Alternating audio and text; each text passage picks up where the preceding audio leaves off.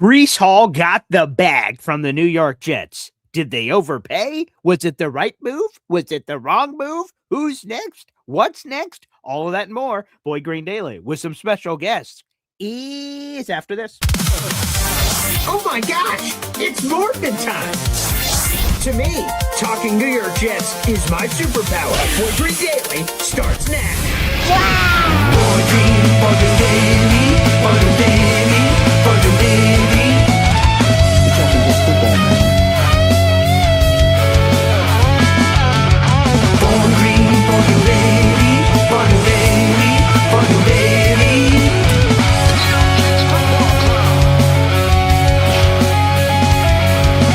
Offense, defense, special teamwork, just football with Boy Green. J-E-T-S, let's go! Everybody, my name is Paul Eston Jr. I'm the New York Jets digital reporter for Heavy.com. Welcome to Boy Green Daily, a daily New York Jets video show, also available wherever you get your podcasts. Appreciate having you. We are going to react to the Breece Hall contract extension and break down all the layers. Was this the right move for the Jets? The wrong move? What does it all mean? What are the true details of the contract? And how does this set up the Jets moving forward? We're going to unpack all of that here on the program. We welcome your super chats. We welcome your memberships being gifted out in the audience because it's a weekend edition of this. This is Jets Worldwide. Why?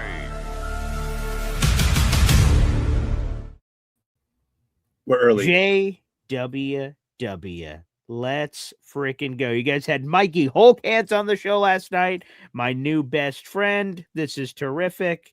And I love it at the beginning of the podcast. Spoiler alert. He's in full Mikey Holkans gear. The light up necklace, the Holkans, the hat. Oh, yeah, baby. What a great show, Jets Worldwide. We are now joined by Snowball and Johnny Boy, who have been joining us every weekend at one slot or the other to talk all things New York Jets. Let's welcome both of you in. Snowball, top of the morning to you, sir. Oh, tip of the cap to you. Good morning.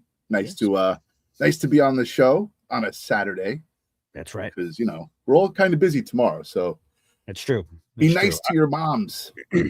That's right. So I'm trying to do you guys a solid, really, and myself. I guess both. Everyone really involved. There will be a Boy Green Daily tomorrow, but I promise this time. Sometimes I say it and then 4 hours later, but I'm dead serious, or that will be my last Boy Green Daily ever because I will be bludgeoned with a rock and you will read about me in a newspaper headline.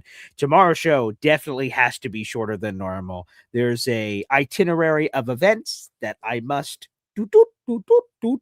sort of go through, or else all hell's going to break loose. So I know sometimes our shows run longer, which is fun. So that's a good old time. So I want to make sure you guys got your proper TLC. Put you guys, on Jets Worldwide Day and then Mother's Day tomorrow. So sort of make sure everything is calibrated properly, which welcomes our other co-host. It is Johnny Boy. Good morning, BG. Morning, Snowball. I'm pretty sure, Snowball, I think BG is telling us to shut the hell up and hurry up because that's the reason why we ain't bringing you on tomorrow. That's not exactly what I said, but if the shoe fits, Cinderella. I didn't take it that way. I don't take it that way, but you know what? However you want to interpret it is the way that you can take it. But I think Paul's going to be a little busy tomorrow morning, so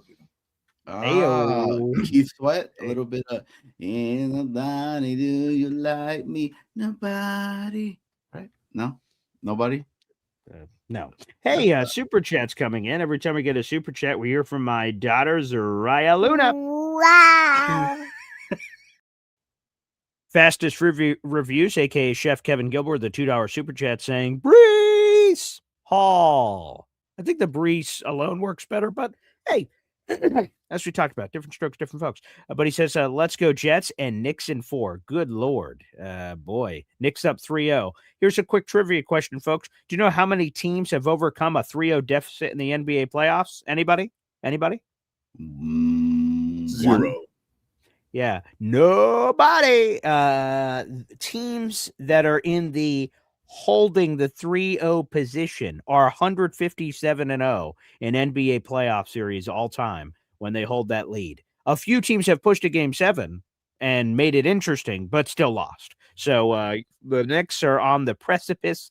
They'll have 4 whacks at the pinata if they need that many to eliminate the 76ers and punch back-to-back trips to the Eastern Conference Finals, and we'll see if they can go beyond that. So salute to all the Knicks fans out there. Again, I said it. I've adopted the Knicks.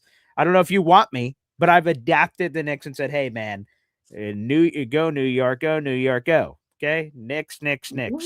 100%. I'm on the train ever since. You are exactly what the Knicks needed. Oh, That's great. why they're Well, I'm winning sure it is. 3-0. Yeah, That's it. I'm It's not you. surprised. I take full Sure. credit. I do take full credit. You should. But you should, definitely. with that being said, let's get to the first part of what Chef Kevin Gilbert said. Breece Hall, he signs a record-breaking extension, 3-year deal, $45.75 million. This now makes Breece Hall, by annual salary, the 3rd highest paid running back in the league. There is Saquon Barkley, there is Christian McCaffrey, and then there is Breece Hall. He tops Derrick Henry, King me, in the top 5. So it is 1, 2, 3 Breece Hall, 4 Derrick Henry, and 5 is Kenneth Walker III, who just got paid by the Kansas City Chiefs. Good Lord have mercy. So there's a lot of layers to this. So we'll break it down piece by piece. First off, right off the top rope, your guys' initial reaction were what? We'll start off with you, Johnny Boy, to the Breece Hall extension yesterday. Thank God. Thank God. Okay, I like that. Yeah, okay. It's not a hole that we have to worry about. We're not going into camp with any issues. It's done. And this man put out what I've been saying that I wanted to hear from Breece Hall. He said, I cried when my ACL tore, and then I cried again on this day. And then he put the whole thankful and emoji stuff or whatever. That was it. That's more than enough for me from what I wanted to hear from Breece Hall. I think he saw what they've done in the draft. I think they're seeing the direction that the Jets are going, and he definitely wants to be part of it. So it's, again, the deal is amazing. I mean, I think that 3rd-year option that the Jets is in favor for the Jets is huge. Yes. It's a really good contract in my opinion. Mougey cooked with it. So okay. All right, we'll go through the new particular details of the contract and whether or not Mougey did cook. I think he did as well. We'll go to you, Snowball. Your first initial reaction to seeing the Jets locked in Breece Hall for the next couple of years was what? Yeah, I was happy that there's not going to be a distraction during the preseason. So that was my initial reaction. I was like, thank God, we're just not going to hear about it. Won't be a holdout. We can actually operate as a football team and get to business right away. So very happy about that. The contract, look, let's get into the details of the contract. But my initial reaction was, thank God, no distractions. Yeah. You want me to expand? I can expand. Yes. Yeah. Okay. I'm good at expanding. Yep. I'm expanding right now. So okay, expand. Okay. Okay. He's blowfish. Okay. He is the third highest paid, right? But we know that's temporary, right? That is a temporary thing. Correct. What's about to happen. So he can be happy being 3. Yes. But I really think he's going to be 5. In a short while. So let's highlight those 2 running backs real quick that you're talking about. You're talking about, of course, Jahmyr Gibbs of the Detroit Lions and Bijan Robinson of the Atlanta Falcons. You believe both of them will, what's the show I was just watching? Oh, it was Impractical Jokers. They will, the words escaping me. They will.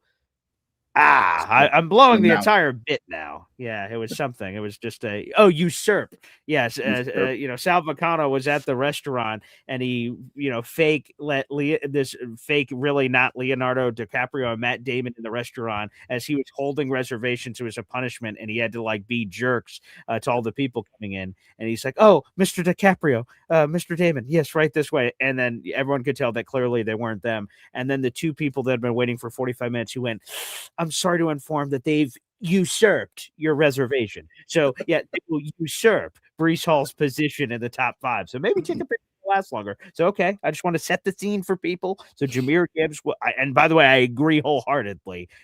Him being 3 right now is beautiful on May 8th at the time, now May 9th, but Right. he will be usurped. Yes, I agree. Go ahead. Yeah. So, and the flexibility of the contract, like really, what Rich Sweeney said that it's a 2-year tag basically For $29 million, essentially, because again, right. So Breece Hall, if they were unable, the Jets and Breece Hall were unable to reach a long-term agreement by July 15th, which is the deadline. Breece Hall would have had no choice. He would have had to play on that tag, which is $14.3 million. However, 3 years, $45.75 million on the service. Whoa. Okay. Wow. Third highest paid by that maximum value is what the contract is. That's true. However, it's really a 2-year deal, $29 million, essentially fully guaranteed, which is the value essentially, because you have to round up a little, but it's essentially 2 franchise tags back to back with 0 guaranteed money in the third year. Connor Hughes described it as a team option. So I imagine on both sides, this is probably another part of the conversation for later, but with no guaranteed money in year 3, Breece Hall is going to come back to the table like, and the Jets know that they're going to have to recalibrate something in that third year. But it sort of gives them like a 5th-year option almost, if that makes any sense. That gives them another year where they can work on the deal, that he doesn't it's not a 2-year deal, $29 million fully guaranteed, and then he's a free agent. The Jets have a year dummy contract, call it whatever you want on the back end, to hopefully figure out if they're going to extend Breece Hall again or do whatever. So, yeah, that's how it was described. So, essentially 2 franchise tags to your point, Snowball. Yeah, and a lot of flexibility. What would have been the franchise tag amount if they would have tagged them? Again. Well, they did again. Yeah, exactly. Yeah, no, I get what you're saying. So it is 120% increase on the first year. And Johnny Boy, I know that you are a math guy, but I will help you out anyway. That's a little over 17 million. So how much is he getting these first 2 years? Like 15? So he's getting 29 million fully guaranteed. So if you combined what an actual franchise, so let's play it out. Let's say they tag him this year. They didn't sign to a long-term deal. Next year, like, yeah, screw you, buddy. We're tagging your ass again. Your ass is grass.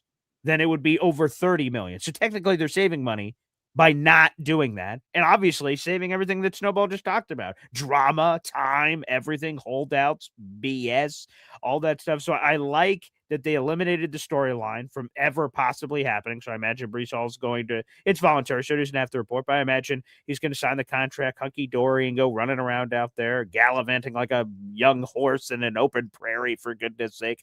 I'm sure that's what's coming up next for him. So you avoid the storyline. And also to me, here's the, because hop on pop. He, unfortunately, spoiler alert, folks, he won't be on the show this weekend. He's in Romania doing big people, big time celebrity things. So I know he's screaming whatever the time difference is in Romania in his sleep about this Breece Hall thing, because he sort of hates Breece Hall's guts. But I got an immediate text, overpay, Jets being Jets. And I'm like, let me just break this down. Did Breece Hall get overpaid? Yes. I don't believe he's the 3rd best running back in football. Someone pull up the list. Let's pull up the list right now. Here we go. I'm going to pull this up right now. We're going to go through this, and you guys are going to show me the uncomfortability scale. We're going to do this all together. So I'm going to start naming these running backs in order of their highest paid running backs in the league. And you tell me, and either of you can make up whatever word you want to say, or just say, no, you can jump in when you're ready. And you believe that Breece Hall is better than a player I mentioned. Okay. Now. Wow. Okay. I was just practicing. Okay. I was like, number 1. Okay. That's a good way to do it. Okay. Saquon Barkley. Okay. Christian McCaffrey. Derrick Henry. Kenneth Walker III. Jonathan Taylor. Jeremiah Love. Lou B. Where's Lou B? Alvin Kamara. Nowish. Okay, nowish. I'm with you. It's okay. That is 1, 2, 3, 4, 5, 6, 7. So we would put Breece 8th on this list. This is the highest paid, and again, Jeremiah Love, because of the uniqueness of his contract, would go in that category. So we're talking about 8th, or 7th, because I can't count 7. Breece Hall against himself. So Breece Hall's already on this list. So 7. He'd be 7 on this list. And so, did he get overpaid? Yes. I don't think he's the 3rd best running back in football. off the top of my head, without looking at that list, I would have said, he's somewhere in the 6 to 10 range, somewhere in there. I don't know. We could debate of where he is. But here's the other thing to me. The Jets had the money now. They have $150 million in cap space next year. So they have the money to utilize. They're not paying a franchise quarterback right now. So they've got money to burn if people want to use it in that derogatory way. And I would say the other thing is this. So it obviously helps everything right now. Having Breece Hall on the team versus not having on the team is good for business now. And next year, we all expect the New York Jets to draft a young quarterback. And why wouldn't we want him to have Breece Hall to hand the ball off to? That's good for business. And then we figure it out from there. This doesn't, hurt us long-term on the cap. It's a 2-year deal for $29 million fully guaranteed. Pass the biscuits. So what? I don't care. And I don't think Breece Hall has maximized his full potential. However, I want to highlight this. Let's pull this up. Okay. All right. Let's pull up this statistic. Statistic, if I may. Because, I was confused. Yeah, you should be. Okay. So let's bring this up, okay? Because, a lot of people said, Breece Hall, blah, blah, blah. He hasn't lived up to his potential and all this other stuff. And I believe that's true. However, a lot of people try to utilize that and say, like, that he's like some scrub. And here's some statistics from ESPN's Rich Cimini to highlight how good Breece Hall has been through the first 4 years of his career. So, folks, take a quick gander. Get your reading glasses out. I think you'll appreciate this. For the audio-only listeners, don't worry. I'll read for you up and down, left to right. I learned it in school. So here we go. Let's bring this up. Shout out to ESPN's Rich Cimini on Twitter. Here we go. An interesting nugget on Breece Hall. Breece Hall is the Jets' all-time leader in scrimmage yards in a player's first 4 seasons by 900 yards, and Freeman McNeil by 1,100 yards. Hall, as we all remember, blew out his ACL as a rookie. So he played 6 fewer games than Keyshawn Johnson and had 900 more yards to him. Now, running backs to wide receivers, running backs get the ball more than a wide receiver, so take that for what you will. But still, look at Breece Hall. Has he lived up to his potential? No. Has he been really good? In fact, yes. Yes, he has. He's been a dynamic receiver. I think there's more meat on that bone. I think Breece Hall could reach another level, and I think with this team this year, I think there's a lot of things that Breece Hall can do. Your guys' reaction to this statistic. Snowball. He better pray that Geno Smith is not Geno Smith of last year. Oh, and for that sure. Geno Smith is, Pro Bowl Geno Smith from the Seahawks. Because when you think about it, like, you said, who would we want more than Breece Hall to be there for a rookie QB when we draft one next year? There's no guarantees that rookie QBs are going to be good, so like you got to pray that Geno Smith is the man this season, or can prove to be competent in passing the ball, because if defenses start to stack the box against Breece Hall again, it's going to be another horror show. We're going to get emo Breece Hall back. and I don't look forward to that. So the stats are what the stats are, right? He is a good player. He can get yards. He is a dual threat. That being said, again, I don't want emo Breece back. So pray for the offensive line. Did you guys see that picture that Danger Zone made of emo Breece, by the way? Yes. Yeah. I was there. I wish I kept that. I wish I kept that because I would use that all the time to describe the Breece Hall, attitude and everything. It is hilarious. And Breece responded to it once, which is really funny. Go ahead, Johnny boy. No, but just to get Johnny, go. I mean, I was in agreement with everything that you guys are saying. Look, I see this and I'm like, oh, that's cool and everything. But I think the biggest blemish that goes on Breece Hall's, and it's not Breece's fault, right, is we haven't won. And that's what it falls to me. Can Breece be one of the key factors to get us to winning? Yes, I believe so. And when I see this, I'm like, well, how many games did Keyshawn Johnson play? How many games? We have it right there, as a matter of fact. Yeah, so we have that statistic. It says it here that again, Hall was only limited 7 games as a rookie after torn ACL, so he has played 6 fewer games than Keyshawn in that sample size. Keyshawn had 62 games. Breece Hall had 56.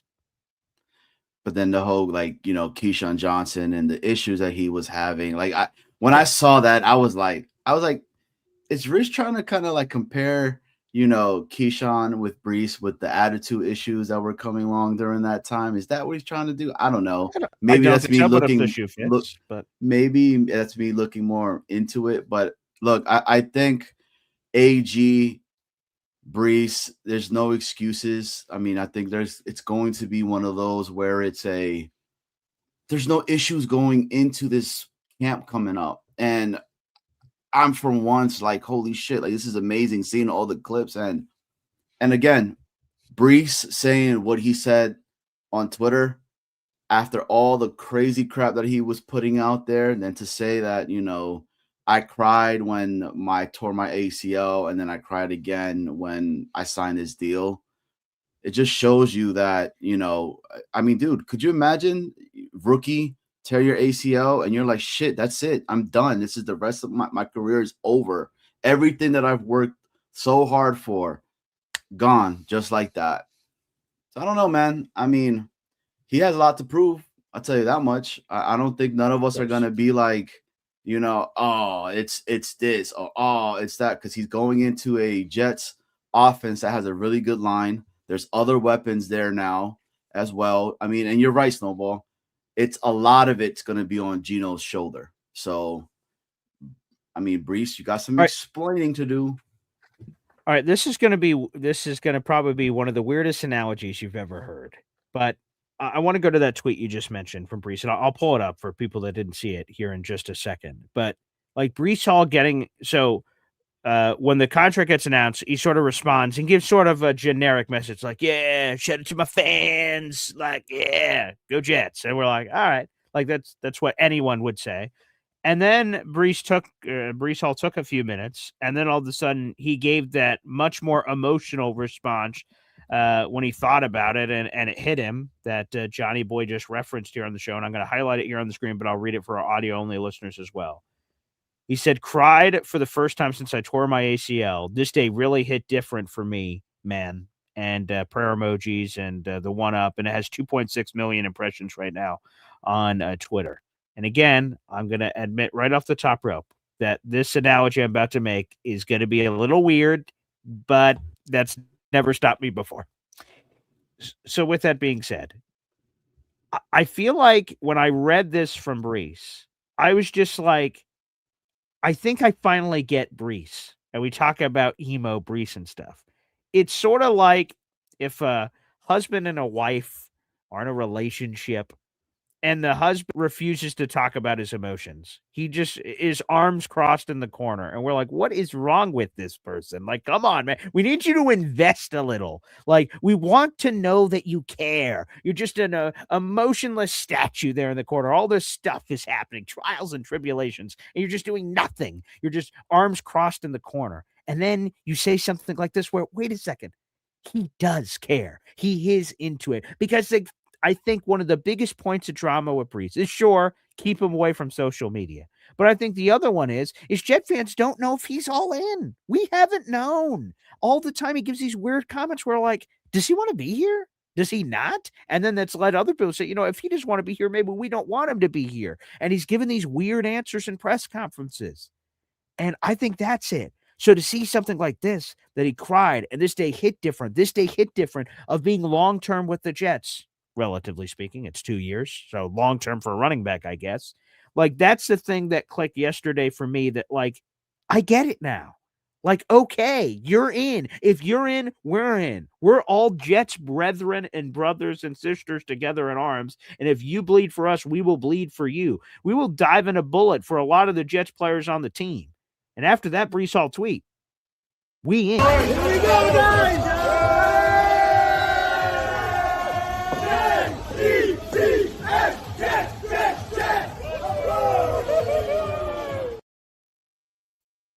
Yeah. So we in. So I don't know. Did you guys vibe at all with that analogy I just gave? No, I did. I did. Great. Okay. Well, I really I did. did. Good try though. Okay. I appreciate your effort, but yeah, Thank you. that did nothing for me. So Good. Okay. Blunt. Very blunt. All right. Here's another piece of the puzzle that I want to get into. And I'm not quite even sure if I've ever said this before. So that's always a good first place to start. I'm The scared. now that Breece Hall is locked in, and you look at this offense, and you say Garrett Wilson, Omar Cooper Jr., What? Adonai Mitchell. What? It took you a little long to get on that train, Johnny, but I appreciate you getting on late. Rather, I gave you a chance, so thank you. Kenyon Sadiq, What? what? Mason Taylor, What? What? Breece Hall, What? What? Braylon Allen, What? Isaiah Davis. Who? I was hoping someone would do that. That's hilarious. Thank you. And then there's Olumuyiwa Fashanu. What? What? We've got Dylan Parham, Huh? Yeah. Josh Myers, Ugh. Joe Tippmann, Oh yeah, that's it, baby. Armand Menbu. Let's go. What? You look at this group. This is inarguably the most attractive landing spot for a quarterback in 2027. And we have never been able to say that for the Jets because of their tormented history, their revolving door at offensive coordinator, the lack of talent at all times, whether it's if they had the offensive line, they didn't have the weapons. If they had the weapons, they didn't have the offensive line. Like every time there's been a piece missing. Another analogy for children, right? You open up these box of toys, and I always, as I'm about to put the thing together they need, they chucked one of the most important pieces out the window, and I'm like, son of a, and it's an incomplete puzzle. I'm like, where is this last piece, you animals? And it always turns into something. So it's been an incomplete puzzle for the Jets offense for a long time. And I get it. There could be a lot of people that say, okay, Paul, you're missing the most important piece, which means you have nothing. Oh, if we just had a quarterback, woohoo! I get it. That sounds stupid on the surface. But I will tell you, if I'm a quarterback, like a veteran that demands a trade, and I look at the Jets go, if I'm a rookie and I go there, I think what it really says, especially for the rookie situation, which seems most likely of all the possible scenarios, is that you look and say, man, normally a rookie quarterback comes into a situation, the situation sucks. There's a reason someone had the number one overall pick like Fernando Mendoza with Vegas or what have you.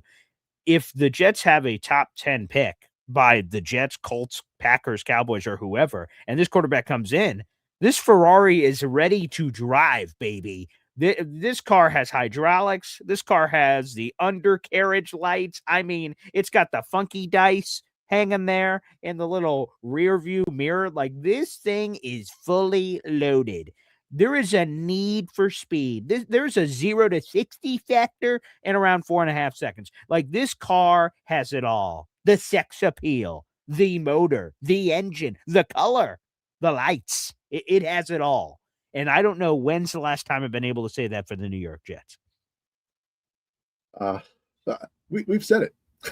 We've said it in the past. We've said the same exact thing a couple of years ago. We're like, this is it.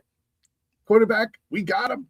This is it. It's happening. We said it, but we didn't believe it, right? Like Dwayne Brown's leaky ass at left tackle. We convinced ourselves that was good. It wasn't good. It wasn't good immediately. Dwayne Brown tried a cut block in the first game, and then Aaron Rodgers blew out his Achilles. We didn't have no Olumuyiwa left tackle. We've said it in the past, but we didn't mean it.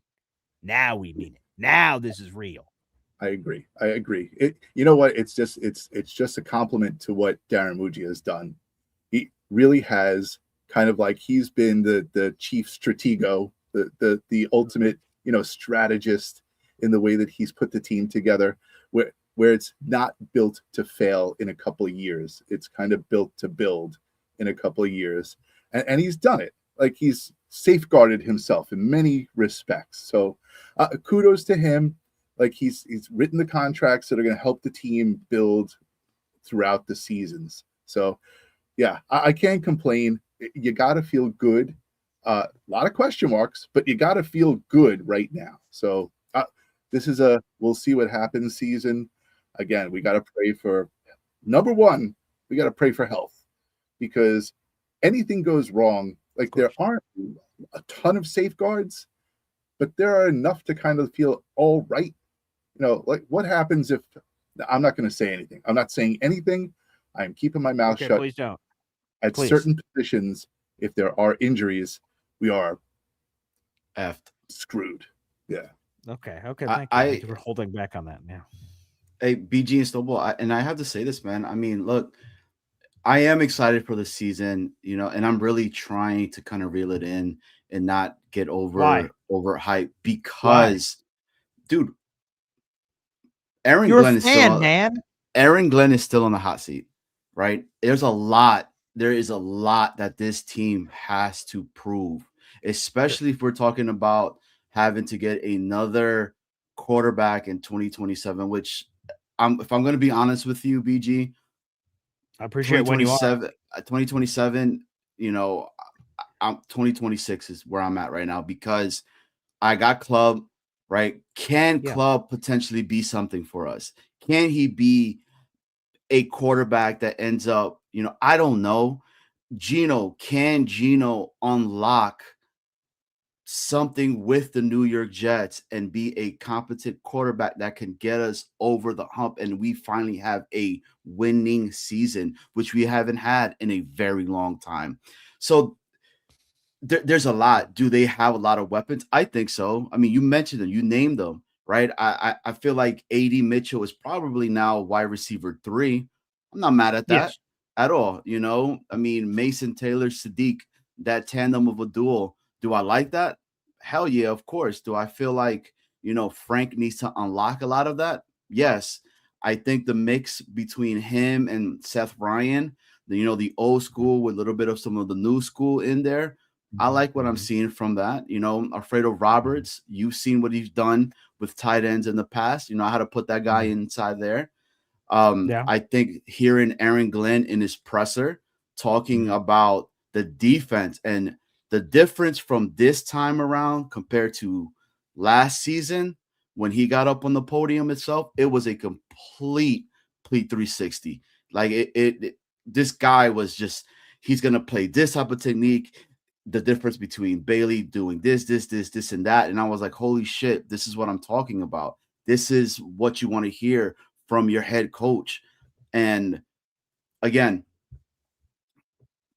I need Geno to be consistent, but it really does fall on Geno Smith. A lot of this is, and can he give us that redemption story of him being a Jet? And I think he can. I think the Jets are putting the right pieces on him. They just need to execute the shit. So that's just my take though on it, man. And Breece is one of those key players to be there. Now it's time. You got paid, right? No more of this emo crap that you were putting out, like, dude, just because let's be honest, the dude was getting, I mean, when he would break that corner and he's going down the line, he will get caught from the back.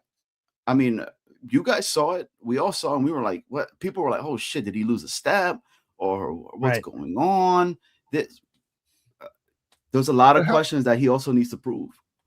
How old is Geno Smith now? Not Geno Smith. How old is Breece Hall now? He's 24. He's 24. He turns 25 at the end of the month. So what is the prime age for a running back? What do you think, like the meat and potatoes of a running back career? Like when if you hit your height? 23 to 27. Yeah. So he's right in the sweet spot of where he needs to be. So experience wise, physicality, like conditioning of your body, like if anything's going to happen, it's going to be this year where, he either blooms or busts. So you got to hope that the offensive line holds up for him. So that way he can take advantage of, being a running back, utilize him as a out of the backfield receiver. This is the year for him to really show he can be dominant. We need Breece to be a beast. We need Breece lightning back, right? We don't need emo Breece. Emo Breece, go back in the closet. We need the lightning and the beast to come out now, right? And have that happen. We need lightning and thunder. That's what we need. I can almost overhear Breece Hall's playlist there in the closet of wake me up inside. Jesus, Breece, shut the door. Turn down the music. Dude, for Vanessa's me, over there. it was always sorry, I can't be perfect. And it's all dude, that's Yeah, I think that's that that's song another one. he was blasting this stuff, That's man. probably true. So Right. let me ask you guys this on expectations, and I'm not talking about stats because I think Rich Cimini said it well on the Jets Collective social media he put out there on Twitter and Instagram. Is that he says like, "Hey, Breece, now we need you to step up because Breece Hall, and we even saw this with Garrett, very young, very early in his career. Like if things are going south, you saw it all over Garrett Wilson's body language. Like I don't want to call it sulking, but like it just he was animated on the sideline with it. And again, in some respects, I want that because I don't want a player to just be complacent with losing and things going south. But I also want someone, if things are going south, I need someone to step up and rally the troops. Guys, we're going to turn this around. We're going to be involved. We're going to do it. So Rich Cimini said something he wants to see from Breece's leadership. Like, hey, enough of this. And now I'm going to paraphrase what Rich said, but enough of the sulking, enough of the social media stuff. Like, rally the troops. You're a leader now. You're one of the highest paid players in the team. You're the highest paid running back in team history. Like, okay, one of them anyway. And like, hey, man, like now step up to the plate. Be the man to help rally these troops. You were on the rookie contract. You were just a young guppy before. Not anymore, buddy. You're getting paid. Garrett's getting paid. A bunch of these guys are getting paid. We need leaders to step up to the plate. I'm not saying Geno can't be that guy. He's 35. A lot of people expect him to be that guy, especially at the quarterback position. But that's something I want to see. We can talk about stats and how the Jets have underutilized Breece in the receiving game last season, which they did. But like, I think a big piece is beyond the football field. It's the leadership. And I think Rich hit the nail on the head. That's what I want to see. So it's the opposite of emo Breece. It's prom king Breece. That's what I need. I need Breece Hall like sort of setting some trends. That's what I need. Have they put C's on jerseys yet? Not that I'm aware of. Would you put a C on Breece? Absolutely not. No, Absolutely not. He needs to, C for cash. He got a lot of money and good for him, but like C for Captain El Capitan. He's got to prove it to me. And hell, here's a piece, right? It is what it is. Breece is our guy now, right? We say that about anybody. You get drafted, you're our guy. You get signed, you're our guy. But like the team MVP last season was Isaiah Williams. And with all due respect, Isaiah Williams didn't start the year at the team. Number one, he got cut in the middle of the year. Yeah.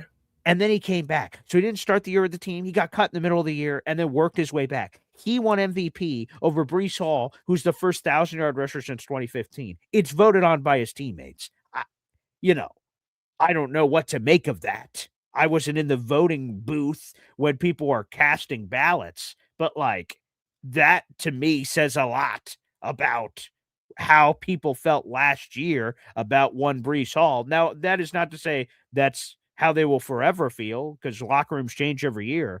But like, we need Breece to be, he should have been MVP last year based on the numbers, and he wasn't. And it was a really cool story for Isaiah Williams. Again, a phenomenal Hollywood script story. But like that's another piece of it to me that he needs to earn that captaincy. He needs to prove it to the guys. It's not just getting a bag. Anyone could get a bag and then fold. Muhammad Wilkerson did it for the Jets, and there's countless other examples in history of guys that earned their way to a deal and then just kicked their feet up and didn't care. So yeah, if he was a captain, that would be like in a good way shocking. Like, okay, holy crap, all right, he must have done all the things we're asking him of him right now in May. He must have been doing it over the last couple of months because they vote on that right before the season. So I hope so. But right now, absolutely not. Johnny Boy? Yeah, let me. Can I want to ask you, Snowball. I want to ask you, BG, and Sure. to the chat itself. I want to put this out first. Anybody that feels any way right now about what's going on with Breece and how he signed, or what you feel about the fan base, it's fine. Okay, because I mean, at the end of the day, the Jets haven't won shit in the last 10 seasons, 15 years, no playoffs, et cetera, et cetera. So it's warranted, okay? And you can fan however you want to fan. But if somebody Thank is you for excited, allowing me to fan however I I'm want just- to fan. I wasn't just- sure. I wasn't I'm just sure if I saying. could or not. So I appreciate that you allow me. I'm just saying, bro. Thanks. You I mean, you get it. You see it. We saw when we were out there. Fucking people would be like, man, you got your some of these Steeler people, oh, you guys are like haven't done anything. I'm like, well, fuck you too, buddy. Like, it's okay. Okay, before you give whatever you give, I just want to tell people that depending on however they feel, they can vote in our YouTube poll right now. It's been up since last night. How do you feel about the Jets signing Breece Hall to a new contract extension? Love it. Breece. Total overpaid, don't like it, or indifferent. I was cool either way. And just to explain that final option, that means you were cool if they signed him. You were cool if he played on the tag. Like, hey, whatever happened. I was indifferent to it, which to me seems hard to believe that you could be indifferent to something this important. Like, if they did it, they did. If they didn't, they didn't. Like, I feel like this is something you probably have to have an opinion on, but whatever. There's 3 choices there, so keep voting. Go ahead, Johnny boy, lead us. You're the captain of this ship now. Where are we going? I mean, again, but they have to prove it. They have to start winning, and I think it'll change a lot of the narrative that is around the New York Jets. But I wanted to ask you guys just right now, if it was up to you, who would you guys put the C on for each positional group with the Jets? So say that one more time. So who would you gets the C? Who gets the C on the jersey for each positional group? So you got your offensive line, you got the linebackers, the safeties, the wide receivers, the running backs. If you had a choice to give somebody the C for captain, who would you give it to? At each positional group? At each positional group. Okay, so I'll defense, special teams. Okay, yeah, because that's Hep's song. Yeah, you got to say it with a little bit more of a rhythm, but that's neither here Listen, nor there. I watch Jets football with Boy Green, so. Well, that's good to know. So, okay, to make this simple, so we don't all just start barking out random names of random positions. So, quarterback, it's obviously Geno Smith. Like, there's no other choice. So, Geno Smith. Breece Hall, it has to be Breece Hall, or I even use Breece Hall to like pretend I just said the position. Running back, it has to be Breece Hall because like there's no one else in there. Okay, wide receiver, it has to be Garrett Wilson, right? Okay. Now we're on the offensive line. Tippmann, I would give it to Tippmann, bro. Yeah, that sounds about right. He has some veteran seniority over the other guys, and Olu's a quiet guy. Armand's a quiet guy. Yeah, Joe. I'd give it to Joe. You've convinced me. Just the tip. You are cursed. Anybody? Yeah. Some housing action. I'm all for you. I'm all for you there. Dude, I fucking love that guy, bro. Like, he's been getting blasted all over Sports Center. And I saw that. Yeah. It's awesome. Fucking awesome. I have my shirt on today for him later on. Can't wait. Okay. Wow. Great. I can't wait to see that. Tight end. Like, what the hell do you do at tight end? What, Jeremy Ruckert? Like, because like Mason's been here a year, but like he did like nothing. And then Kenyon Sadiq just rolled up. So like sometimes people just roll up and be a captain, but I don't know Kenyon Sadiq. I've heard him in Jelani Woods. Yeah, Jelani Woods. There you go. Give some love there. Yeah, Zach Kuntz isn't here anymore. Like, I guess Jeremy Ruckert, right? Veteran. Mentor. All right, I guess. All right. I sort of got bullied. I think it would have to be between Taylor and Sadiq, right? And what? That's who I would say to be a captain. I mean, shit. Well, like a captain to me is a kind of a balance of a lot of things. Like sometimes it's just a really good player, right? Like, and I'm not trying to denigrate Garrett Wilson's leadership. I'm sure he has leadership too, but like at certain positions, you're like, okay, well, it's this guy. This guy's the straw that stirs the drink. This is the guy that when he speaks, people listen. Like in the tight end room, I don't know. Like Mason, I got to talk to him for like 5-10 minutes or something at training camp with Lou B, and he's fine, but like he's not giving me a Mel Gibson speech and about to run through a brick wall. And Kenyon, again, I know him from like 3 press conferences in terms of hearing him talk and interact. Like I guess it's Jeremy Ruckert, but I don't know. But see, NC Green's saying got to be Ruckert. Like he's sort of the veteran in the room, so that makes sense. All right, that finishes off us on offense. And then how are we doing it because of our schematic changes? What is it? Just defensive line or? Yeah. Okay. Yeah. All right, go ahead. One of you guys go first for defensive line. Let me think. Phillips was easy. You think it's puzzle? Harrison Phillips? Yeah, I mean, dude, he already spoke. He came out, said the whole fucking cancerous trunculent, group. That was something I wanted to ask you about that actually, because Johnny Boy, like he said this numerous times, right? Where he quotes Harrison Phillips and saying, the truculent, cancerous locker room. Was Breece a part of that? Do you think now it's squelched? Oh, Like, did they put the fire out and they're just like, listen, don't be cancerous, don't be truculent. Here's a sack of money. Just be quiet. yeah, hell yeah, they did, bro. You know it. I mean, shit. Well, Like- here's the thing that's difficult. How do we ascertain? So we have a pie in front of us. Who's most truculent? And now we're pouring up our Merriam-Webster dictionary, Webster dictionary out there in the eyes to figure out what the word truculent means. And you're going through it. Like, yeah, make sure you look that up, Snowball, and let us know the results of your findings. Like, yeah, truculent. That's a good word usage. I appreciate people expanding the vernacular. Go ahead, feed it to us before we go on. Truculent. What's that? Is it Truculent truculent? describes someone who is aggressively defiant, Yeah. eager to argue, or quick to fight. It refers to bad-tempered, belligerent, or savage demeanor. All right, that's a little Breece. I'm not gonna lie, that's a little bit Breece. But the thing is though, like is Breece Hall 100% of the problem? Unlikely that he's the only guy that they're referencing, or Harrison was referencing when he talked to Richie of Jets Media and Roundtable Sports. Like, unlikely that Breece is the only guy. But was he part of it?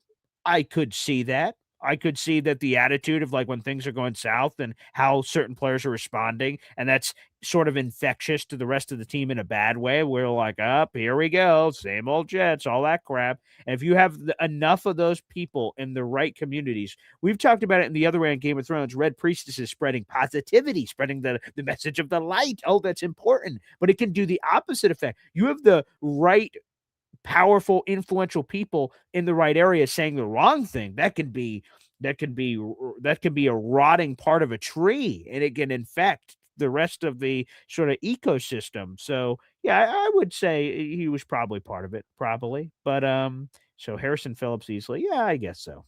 That probably makes sense. Yeah, I'll give it to Harrison. Tip the cap. All right, linebacker. Yeah. Demario Davis. Demario Davis. Next. Easy. Okay. Minka Fitzpatrick in the Minkah. secondary. Yes, Minka. of course. Well, there you go. Bing, bing. Well, would you do like safety corners separate, or? Oh, I guess Well- that's true. All right, let's go corner. Who would probably be that guy? It would have to be Stevens, right? I guess. With the amount of time, yeah. Yeah, I suppose so. And then probably Cade York at kicker. Yeah. Probably go Fuck. Cade York there. Austin McNamara for sure. Special Oh, teams? Thomas Hennessy. Thomas Hennessy, Hennessy for sure. right, Long Hennessy. You would snapper. have to Oh, do- yeah. That's good. What's the new guy? Who's the superior athletic long snapper? Garrison Grimes, Grimes. I believe I was told yesterday by great Bob name. Letter, who wrote that. It's a great name. I told Bob Letter that yesterday. It's a Rick great name. Grimes. Rick Grimes. Key 100%. Grimes. All right, folks. I need you guys. I need to throw something else at us here as we're doing this process. And I'm not sure if any of these rookies the Jets drafted are going to be any good. I don't know. We don't have a crystal ball. But if a slow motion 34-second video is any indication, Cade Klubnik is about to be a Pro Football Hall of Famer. Look at this. Talk to The me dirty, aura. baby. Because here's the thing. Okay? In life, a lot of times we don't know why things go viral. If we did, we would all be going viral all the time if we knew the perfect temperature of what makes things go viral. I don't think this is a Da Vinci Code that's going to take a long time to try to crack. The flowing locks, the 10 jersey, which is nostalgic, gives us some Chad Pennington vibes here. We're a quarterback star franchise, so we are trying to find the prince, the promised prince, and put him on the throne. Cade Klubnik, I told you guys. Well, I didn't really tell anybody. I didn't pretend like I wanted Cade Klubnik at all. But I remember when you said it. But Cade Klubnik, man, maybe, possibly. What if he's the guy? And then all of a sudden, the 2027 draft is merely building it because Johnny Boy says, stop talking about 2027. I'm a 2026 guy. I didn't even, I think the world's going to end at the end of this year. So this is the last year of my life. That's how he thinks. Okay, let's play in your sandbox, Johnny Boy. Let's invite us in. Let's build some sandcastles over here. You're always What invited. if Cade Klubnik is the guy? What if Chubb for Club in our audience was right? And Cade is our franchise quarterback. He brings back number 10. He brings back Chad Pennington. He delivers the championship that Chad was never able to. He's got the flowing locks like Chad, and he has the aura, as Breece Hall says. The kid has aura. I don't know what that means either. We may have to do another Urban Dictionary definition of aura, but nonetheless, okay, we're going to the tail of the tape here. We'll get some insights on this. Think about Goku going God mode. Yeah. That's Oh, what that's that aura? is. That's Oh, aura, okay. bro. All right. What do we got, Snowball? A person's it factor, cool, or being personal swagger, representing the vibe or presence someone radiates. There is some radiation going on there. There is no doubt about it. There is some clear radiation going on there. And there's a warmth that you can feel with Cade Klubnik. Yeah. Yeah. Where do you get warm? Well, I mean, just certain parts of your body can start to heat up. And there is some heating up going on, man. Yeah. All right. Good for you, man. I'm excited. It's just the hope, right? It's the hope that this dude can be that missing piece that we've been wanting for so long. Is it a tough one? We have made, in the past we've traded up for Barron, right? We traded up. Tyler Barron, yeah, right. Yeah, I forgot he exists. Yeah, didn't pan out so well, but whatever. Sure. We're hopeful. This was a trade up of, in some people's minds, magnanimous amounts of trade up. Nice, right? Okay. So it was an overstep to trade up for Cade Klubnik in the fashion that we did, but you're never going to know the true story. Like were there other teams willing to take Cade before us? Right. Did we see Which is obviously what the Jets thought. Right. So could we maybe strike out last year with Barron, but hit a home run with Cade Klubnik this year, and be like, what, redemption song? Like, hey, we last year, but now this year we really did hit it, and now we have our guy. And by the way, we bid for what's his name? What's the senior? I'm senior momenting the alternative draft prospect. Brendan Sorsby, right? I wanted to say Crosby. Sorsby. Oh, okay. Right? We get him too. Popsicle in the. And now, right? Buddy. Anyway, so yes, we have that, and now, like, what if you have three of them? What if you have Gino, Sorsby, and Klubnik? What? And they're all kind of humming away. What? Let's go, man. And that's what I'm saying. Like, again, do they have a lot to prove? Fuck yes, they do. They got to have a winning season. We're here. Like, AG's job, I don't even think is that safe. It's, I think, in a better position for him to succeed now. But dude, we could talk all of this shit, and then it just goes. Did you see the plane? Yeah, that's still a sensitive subject, but Jesus, that's vivid. I'm just saying, man. Look, I'm glad the plane was mic'd up for you. That's thank you for that. Okay, great. I tell you this, when I saw that, I was like, it just brings you back. You're like, whoa, when you saw what?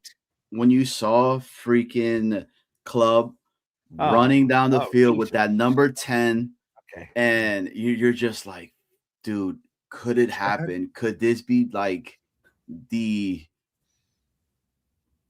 People get lucky. Look at the Dallas Cowboys and Dak Prescott. They got lucky. Kirk Cousins, they got lucky. Sometimes you just stumble into it. It's not even your plan, and it just happens. Tony Romo was an undrafted free agent. Sometimes it just happens. Whoever this, Brock Purdy, you just get lucky sometimes, and you just fall into it. Another analogy here that no one asked for is that sometimes you find love when you're not looking for it. Okay. Hell yeah. Now we've actually been looking for it everywhere that we could possibly find it. So I'm not sure if that's quite a perfect analogy, but nonetheless, we're the dirty hook. We're the dirty hookers.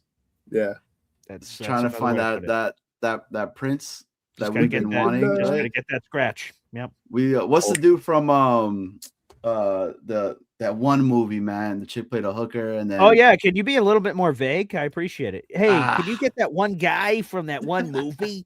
Yeah, if you Pretty could be a Woman? little bit more Pretty vague, I Woman, might Pretty be able to Woman, hit it. Pretty Woman, Oh, Pretty okay, Woman. great. Yeah. Oh, that was my next answer. That was right on the tip of my tongue. But go ahead. That was like last night. We're driving down the street. I'm sorry to get personal with it, but like Okay. driving down the street. My wife's I'm driving. My wife is giving me directions, and I go, "Where do we turn?" She goes, "Oh, by that tree." And I was like, Oh, I hate that. I pulled over. Yo, This is going to get into another Johnny Boy story. Okay. yes, he knew it. When you sit in the passenger seat, you have an unwritten contract that Oh, like when the shit. driver asks you a question, you need to answer. You're part of the team that's getting us from point A to point B. Okay. I rely on you. Okay. You're my center. Okay. There's a symbiotic relationship here. We both need to get to a location and I need your help. When I ask you, what's the turn? You don't point and say nothing and go, I can't see you or we're going to all die in a car accident. So I need you to enunciate. I need you to step up to the bleeping plate and say, oh, it's a right on Birch Avenue. Oh, you got to take the U-turn at the 148 root tree. It's the left around this. And look at this freaking guy. And he's just pointing and saying nothing. And my fiance does the same damn thing. And the oh my gosh. GPS is yelling in the speakers of the car. BG, Next right, 0.5 miles. You just missed your turn again for the third time. It didn't say that. That's not true. That's not what it said. But if you would have supported me as did. a I loving passenger, that's Well, not. you're on- You didn't say this. What do you mean? You were said on the this? phone. You were on the phone. You're like On the phone? Was it? Oh, was the phone by my ear? No, Yes. was it? You were Oh, like, oh you no, were it like that. wasn't. No, it wasn't. The phone is on the phone holder. It is illegal to have a phone to your ear, young man. So don't And try I'm to like- accuse me of illegal activity. And then I look back at Lou B. He's like, don't even say anything. Don't even say. I'm like, Yeah, don't even say anything like, yeah, definitely don't. I know he's driving and wasting his gas money. Yeah, but definitely don't tell him where he should turn. Yeah, great idea, people in the back. Nice. great Snowball. what? See, you You had know to bring what? this up, right? You know I what? can't I'm so glad wait. I wasn't there. Yeah, I'm glad you weren't there either because you want to know what? I can't wait till Johnny Boy F himself or Lou B is driving around because I am going to be absolutely obnoxious. I'm going to be like, oh, this turn. Oh, what are you guys doing? Oh, geez, what's going on back here? And this freaking passenger princess nonsense that Johnny Boy fed us the entire time. Oh, my. I am going to be unbelievable in the vehicle. I just want you to know Boy that. Green's gonna be so mad because we're not gonna miss exits. We're gonna Okay. turn where we're Okay. supposed to. We're not gonna have near-death experiences. Sure. You know, he's gonna be like, "Wow, Johnny Boy, you are an amazing driver," and I I'd don't be think like, I'm gonna say "Thank that you, at all. sir. I know." No, Lou I don't. B, wow, you really are a great driver as well. Like, I think I should probably take some lessons from you guys. I don't think that's sure. ever gonna happen. Anytime, BG, anytime. If I'm driving, I'm telling you to sit down, buckle up, shut up, and we're going. There you go. That's it. I should have been a little bit more emphatic. I was a little too nice. I let them play in the sandbox. I should have shut it down right from the get-go. That's what should have happened. I should have laid down the ground rules. Rule number 1, shut the hell up. Rule 2, refer back to rule 1. Shut the hell up. And then let's drive. Shut up and drive. Oh, I should have. man. I should have. Perhaps. And then his at the end of it, but did you die? What comeback do you have? Because you're like, I mean, I'm no, here. we didn't. You're right. Thank Exactly. you. I've Thank given you. you a chance to tell a story in the future, so you're welcome, if anything. We've got 300 people in the room. Appreciate that. Make sure you guys like the video, hit subscribe. A shout out to earlier. I wanted to make sure I didn't miss this. #1 Austrian Jets fan with a 20-month member shout out. Love it. Wow. Hey, can Johnny Boy, can you read this one for me? Breeze.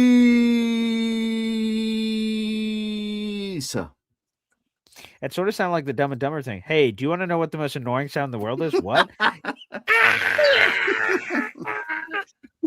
Jesus. I love that part, by the way. That's like my favorite Yeah, part. that of that doesn't movie. surprise me. Fucking That doesn't great. surprise me at all. As a matter of fact. I have my I taught my kid how to do that, so he does that when Oh. he's in the car with his mom. He starts to yell, ah! And then now the youngest Addison does it, so they're both doing it at the same time. That's fucking beautiful. great. It sounds it. What you guys are real troopers. All right. By the way, everybody, I want to make sure that we promote this because holy crap, I believe we're now over 70 tailgate tickets committed for our shish kebab here. And here are the details that we do know. The schedule's coming out on Thursday. So here's how it all is going to work, folks. The schedule comes out Thursday. There's a few key main characters in this movie. I have to make sure that they could be at the game that we pick. So I'll reach out to Chef Kevin Gilbert. I'll reach out to Lou B. Some of the key figures that have to be there or else this tailgate isn't the same. And once they tell me any impossible dates, then we're going to go to the rest of the peanut gallery, which could include a few people on the screen, perhaps, whether or not they can go. Although I don't even see them signed up on the sheet yet. So, I just signed up. Oh, you did? No. I have it right in front of me. It doesn't look like you did. Unless your name is I didn't. Cole or Matt, which, by Yes. the way, folks, but I do want to say this, right? Because obviously we don't know which opponent's going to be. We don't know if it's September, October. We don't know if it's 1 o'clock, 4 o'clock, 8 o'clock. We don't know any of those details. And so some of you may be hesitant because you're like, I don't want to commit if I can't do it. I want to reiterate this, that this is first come, first serve. And I'm going to go in order of the list. Once we know the game and we go through all those things, I'm going to go through the list in order and start reaching out to you and say, hey, you said you needed 3 tickets. Thank you, Johnny Boy, for texting during the show. You're a real trooper that just went over there. Thanks, Dick. Anywho, appreciate that. But what I want you guys to do is this is non-binding. So if you sign up on this little Google Excel sheet, this does not mean that you 1,000% have to go. I hope that the only reason you're signing up is because you think there's a strong chance you can go and you want to make sure you don't miss out. So feel free. It is in the YouTube description down below. There's a direct link to our Excel sheet where you can sign up. You put your first and last name. Do you want to sit with us at the game? Yes or no? Which, again, you can or can't. That's totally up to you. You guys can find tickets your own self if you want to, which some people have, where they'll just come to the tailgate part and not come to the game, or do both. That's up to you out in the audience. But if you want to come sit with us at the game, yes or no, and how many tickets you need. Do you want to be at the tailgate with the food, the drinks, and all that? Yes or no, how many tailgate tickets you need. And then an email to reach out to you, because once we lock in the details, which I'll know shortly thereafter, either this week or next week, I should be able to know the price, hopefully very quickly, and then I'll feed it back to you guys. So if you guys have any remote interest in attending, I highly recommend that you put your name on the list and try to do it ASAP. Johnny Boy and Snowball. So you guys don't miss out on the list, because once we sell out of our tailgate tickets, that's it. I won't have any other tickets to sell. The maximum amount of people that Chef Kevin Gilbert can serve with the people that he's bringing is 100, and we're already at over 70. So please, people, if you're out there in the audience, you're on the fence, and you want to come to our tailgate this year, again, I am Boy Green. That is Snowball. That is Johnny Boy. I'm hosting a Jets home game this year. We did it last year. And we'll have a party in the parking lot where we have catered food from professional chef Kevin Gilbert. We're going to have a DJ out there with the B Sprinter with Lou B. We're going to have some fun games and gizmos, gadgets, all that jazz, some cornhole and all kinds of other fun. And then we're going to go to the game, all sit together. And that's it. That's it. We'll also have a restaurant takeover the night before, but I won't bore you with those details until we know when the game is and when those details are all put together. That'll be another opportunity for you guys to all hang out. So again, take full advantage of it, people. If you have not signed up, make sure you do. And if you have any trouble accessing the Excel sheet, a few people have for whatever reason, feel free to reach out to me via email. I'll put that on the screen right now. That is paulaesdenjr@gmail.com. This is for our Facebook people, Twitter people, YouTube people that rewatch the show or watch it live, or our audio-only listeners. If you have any trouble and you want to make sure that you don't miss out, say, Paul, I need 4 tickets or 3 tickets or whatever. Give me your first and last name via email, how many tickets and everything that you need, and we'll put you on the list. That is paulaesdenjr@gmail.com. If I didn't know where to look in the Discord, but I know where to look. But if I didn't know where to look, what subheading would I look under? If I didn't know, but I don't, I know. Where would I look? Well, I'll make sure I put it everywhere so it's impossible to miss. But the general tab is going to have it, and the events tab is going to have it. So both of those places will have it if you are a Boy Green Coffee Club member or Espresso Club member. And also, I'll give you a notification on these big events like, hey, guys, the game is locked in. It's this. Or, hey, you could vote on the game and share your opinion here. I'll make sure I at everyone on Discord in the group so you guys will get notified at least to figure out what you guys want to do. So I'm humbled that we're already over our number from last year and we don't even know what the game is. So that's an incredibly humbling feeling. And thank you everybody that signed up so far. And again, more details to come. The schedule comes out on Thursday, so rubber's about to meet the road here from that perspective. All right, let's get a couple of other notes and quotes here. We've got some memberships being gifted. Cisco Lopez gifted 10 Boy Green Coffee Club memberships. You love to see it, folks. You absolutely, unequivocally love to see it. For more gifted, we play a quick video package. Get ready for the pain, woman! The pain train is coming! That's it. Pain trade, baby. Terry Tate, office linebacker. Kevin James. I just got 3 things to say. God bless our troops. God bless America. And gentlemen, start your engine! All right, that's 15 raffle tickets for our guy Cisco Lopez. All right, who's going to read these off? Ronald Perry 279, Lifestyle Pro 1, Bishop 23, Gerard Juarez 2548, Jesse P 85, Jets fan 6278, Drew Sherrill, Kyle Boyle, Stack, and that is the brand new Coffee Club members. Welcome. Wow. to the I really Coffee love how you read that, Johnny boy. You have a certain pizzazz for that sort of role, so I'm glad that you've taken that over. So thank you. Club. You are welcome, BG. Thank you. Thank you. Wow, you sound like when you guys get new members on the Jets Worldwide channel, and then the intercom comes over on the airplane. And the other thing you didn't offer me was peanuts or pretzels, but hopefully next time when that comes through. So shout out to Cisco Lopez, baby.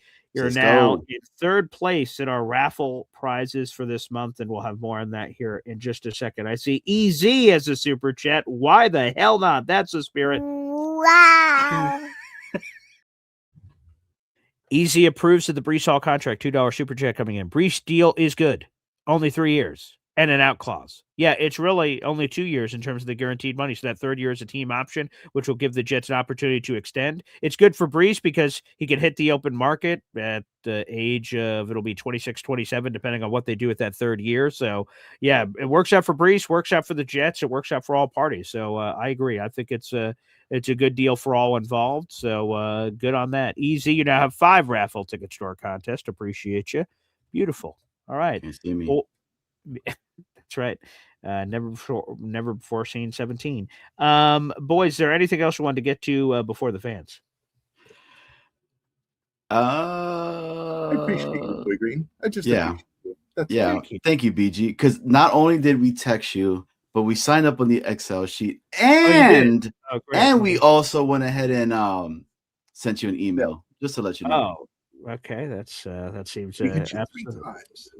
absolutely extra. I see that on the Excel sheet, you guys didn't fill out any of the information required. So thank you for. I just put our names. Yeah, you put your names in nothing, and no, I'm interested in this or interested in that. Did you at least put an email down for Pete's sake? Nope, no, you didn't. Okay, well, thank you for that unfulfilling request. I'm sure that's not the first time you guys have been told that. So thank you for that unfulfilled feeling. I will have the rest of tonight. So there you have it. But did you die? I don't know if that's proper for what we're talking about here, Johnny. It is. Boy, but It's always. Well, okay, there we go. Well, we got 300 people in the room. We'll keep all the activity rolling here. And folks, for those who, real quick, that are like, man, I never get gifted a membership. Well, if you've never turned on the switch, you will never be gifted a membership. If you go to my YouTube description down below, it explains how you can turn it on.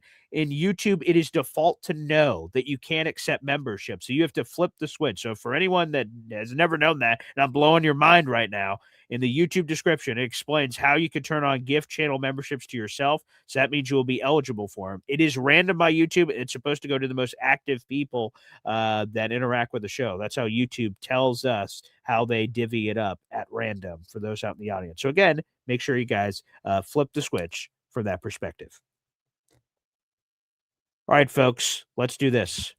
It's phone line time. We're going to play a quick hep timeout, and then we'll welcome your phone calls next here on Boy Green Daily. We'll be back. 1, 2, 3.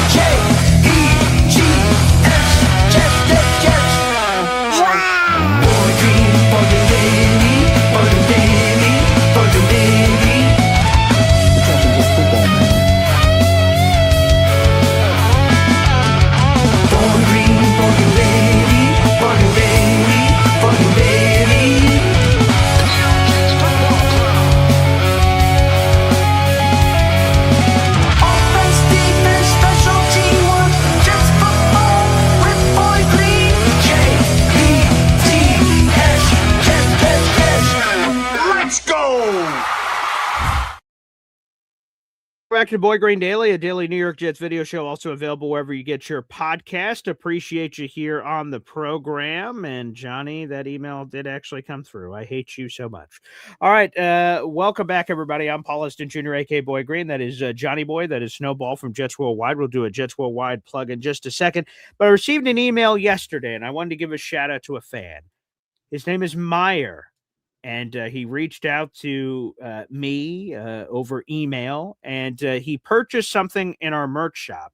And I mentioned a couple of months back that unfortunately my Aunt Samara, or Aunt Sammy, who runs our merch shop, got into a horrific car accident, which unfortunately led to a lot of disruptions with the merch shop service. But she made up for it by sending some extra items from the merch shop, which in the YouTube description down below is our merch shop. And here is Meyer rocking the gear. So I'll go full screen here to give him a huge shout out here on the show. Here is Meyer with all the gear and all the Jets action. There he is.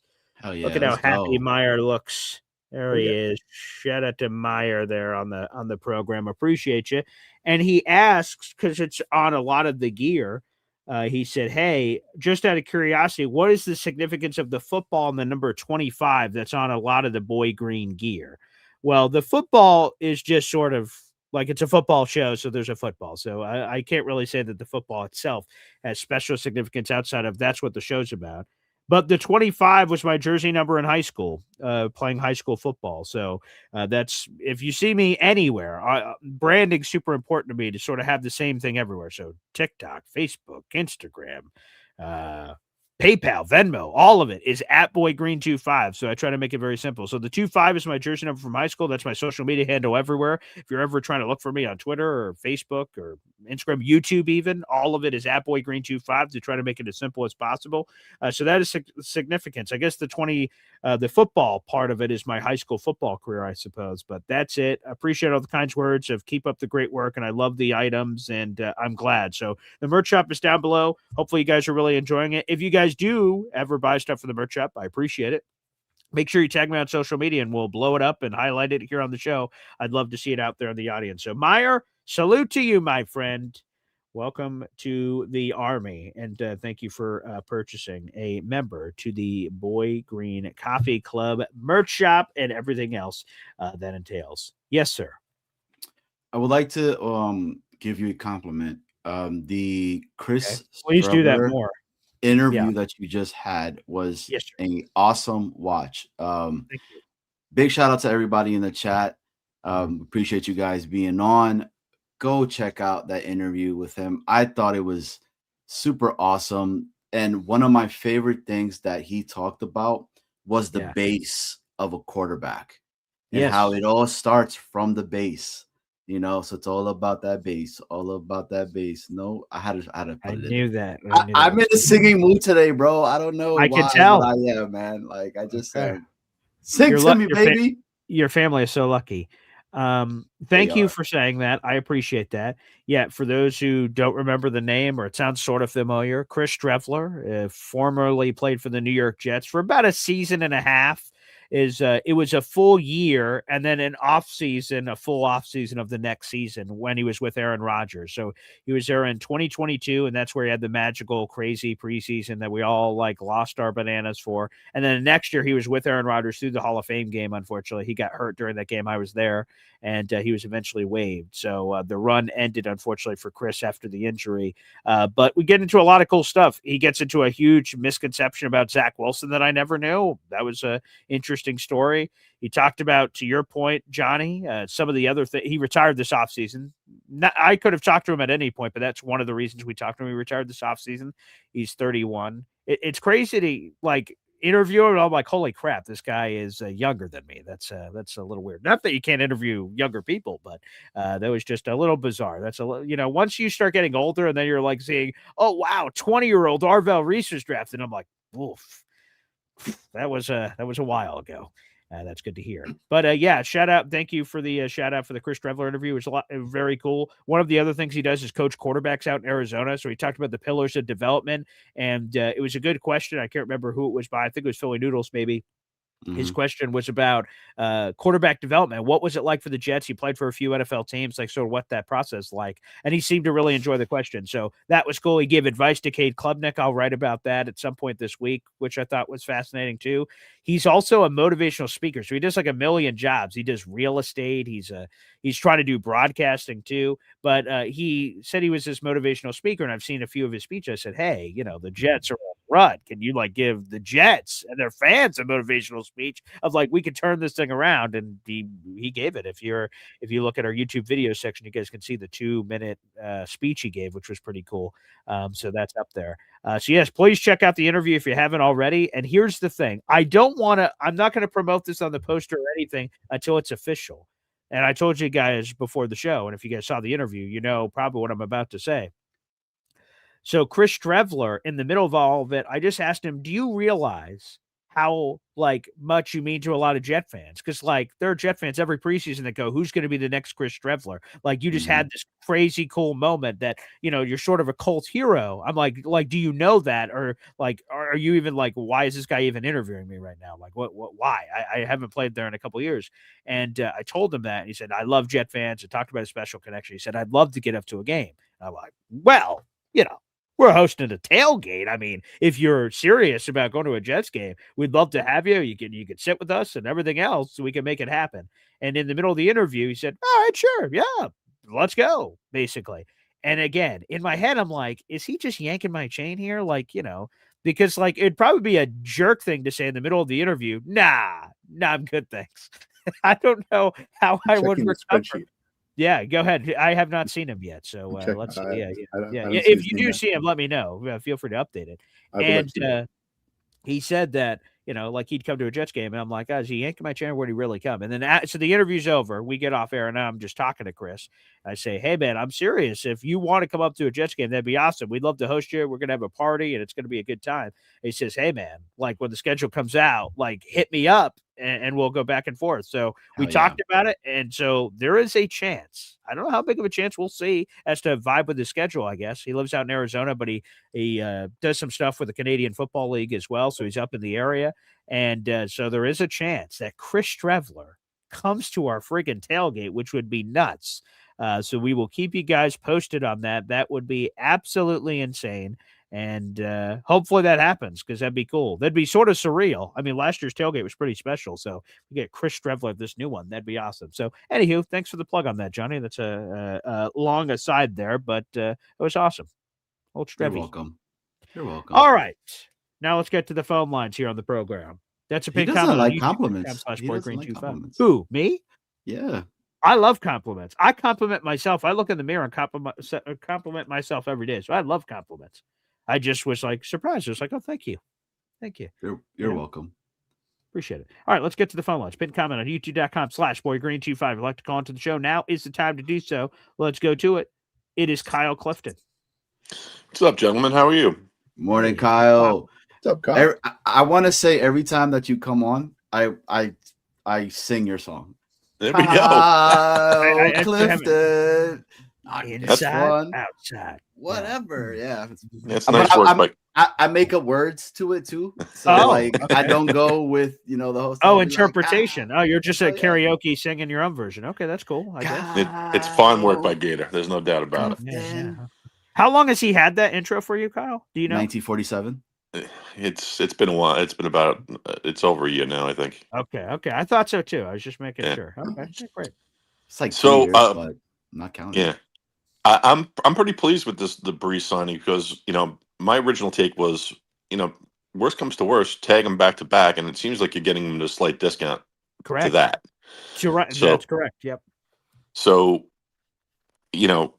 I thought that Mougey would be a guy that would be the modern GM who looks at these running backs like they're disposable, and he's not taking that tack. So maybe it has to do with Breece's youth or the fact that we think we haven't seen the best football from him yet.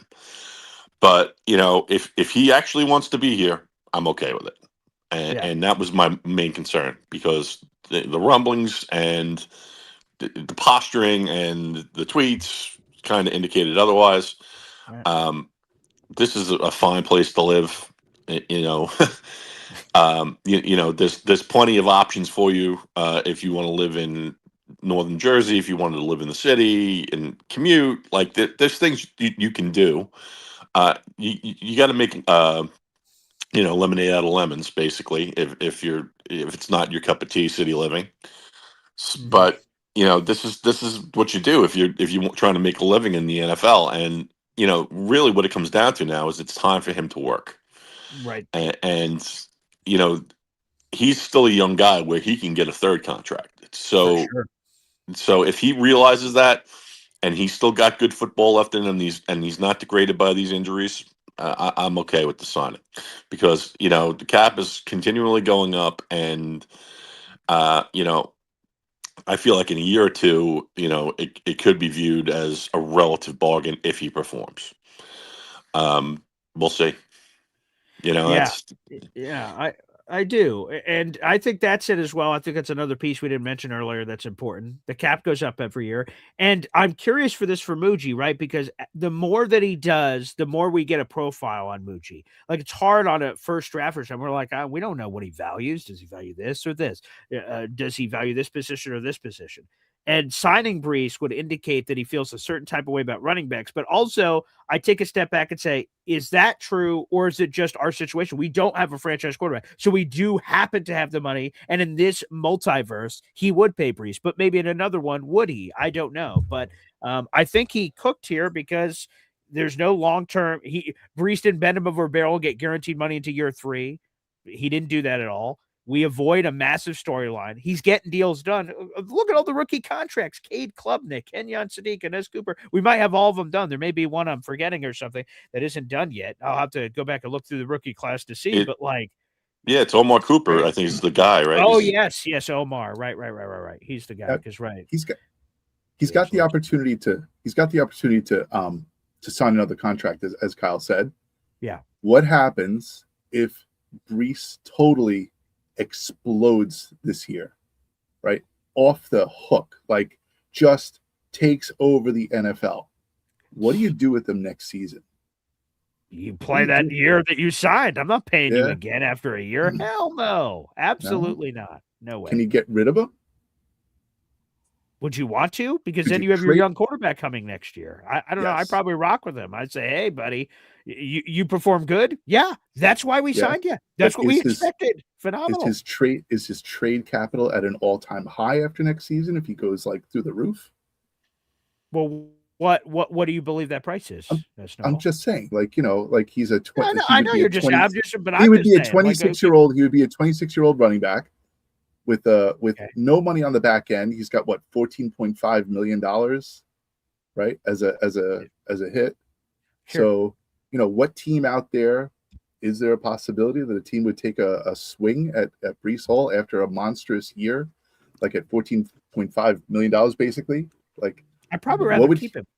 I'm playing devil's advocate. Yeah, I mean, Devil's advocate. we have to see the particulars about how it's structured, right? Because like you have bonus and it accelerates if people get traded. Like I think the Sauce situation was a little different because he had signed it, but it hadn't kicked in yet, so it was portable.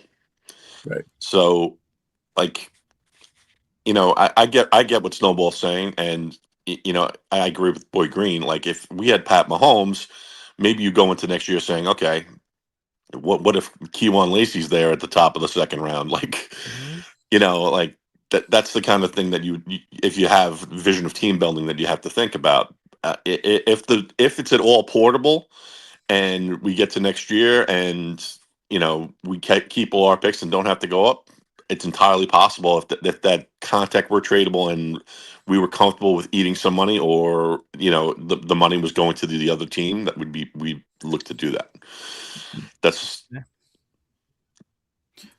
Just Kyle, like when you were saying, of all the stuff that he was putting out on Twitter and everything, it's I feel like I think you and I are kind of on the same boat. We just wanted him to be like, I want to be a Jet for the rest of my life. Like I just to come out and kind of just say that and stop all the nonsense and all the shit. Because at the end of the day, he's still 24 years old. He's still young, man, right? And he's 24. He turns 25 at the end of the month. Yep. I feel like him putting out the whole crying situation because, like you mentioned, BG, we don't know what was really going on up here when that ACL tore, and you're like, holy shit, like this is it. I'm done. My rest of my career, it's over. And then you're on a team that has been nothing but losing and losing and losing and losing.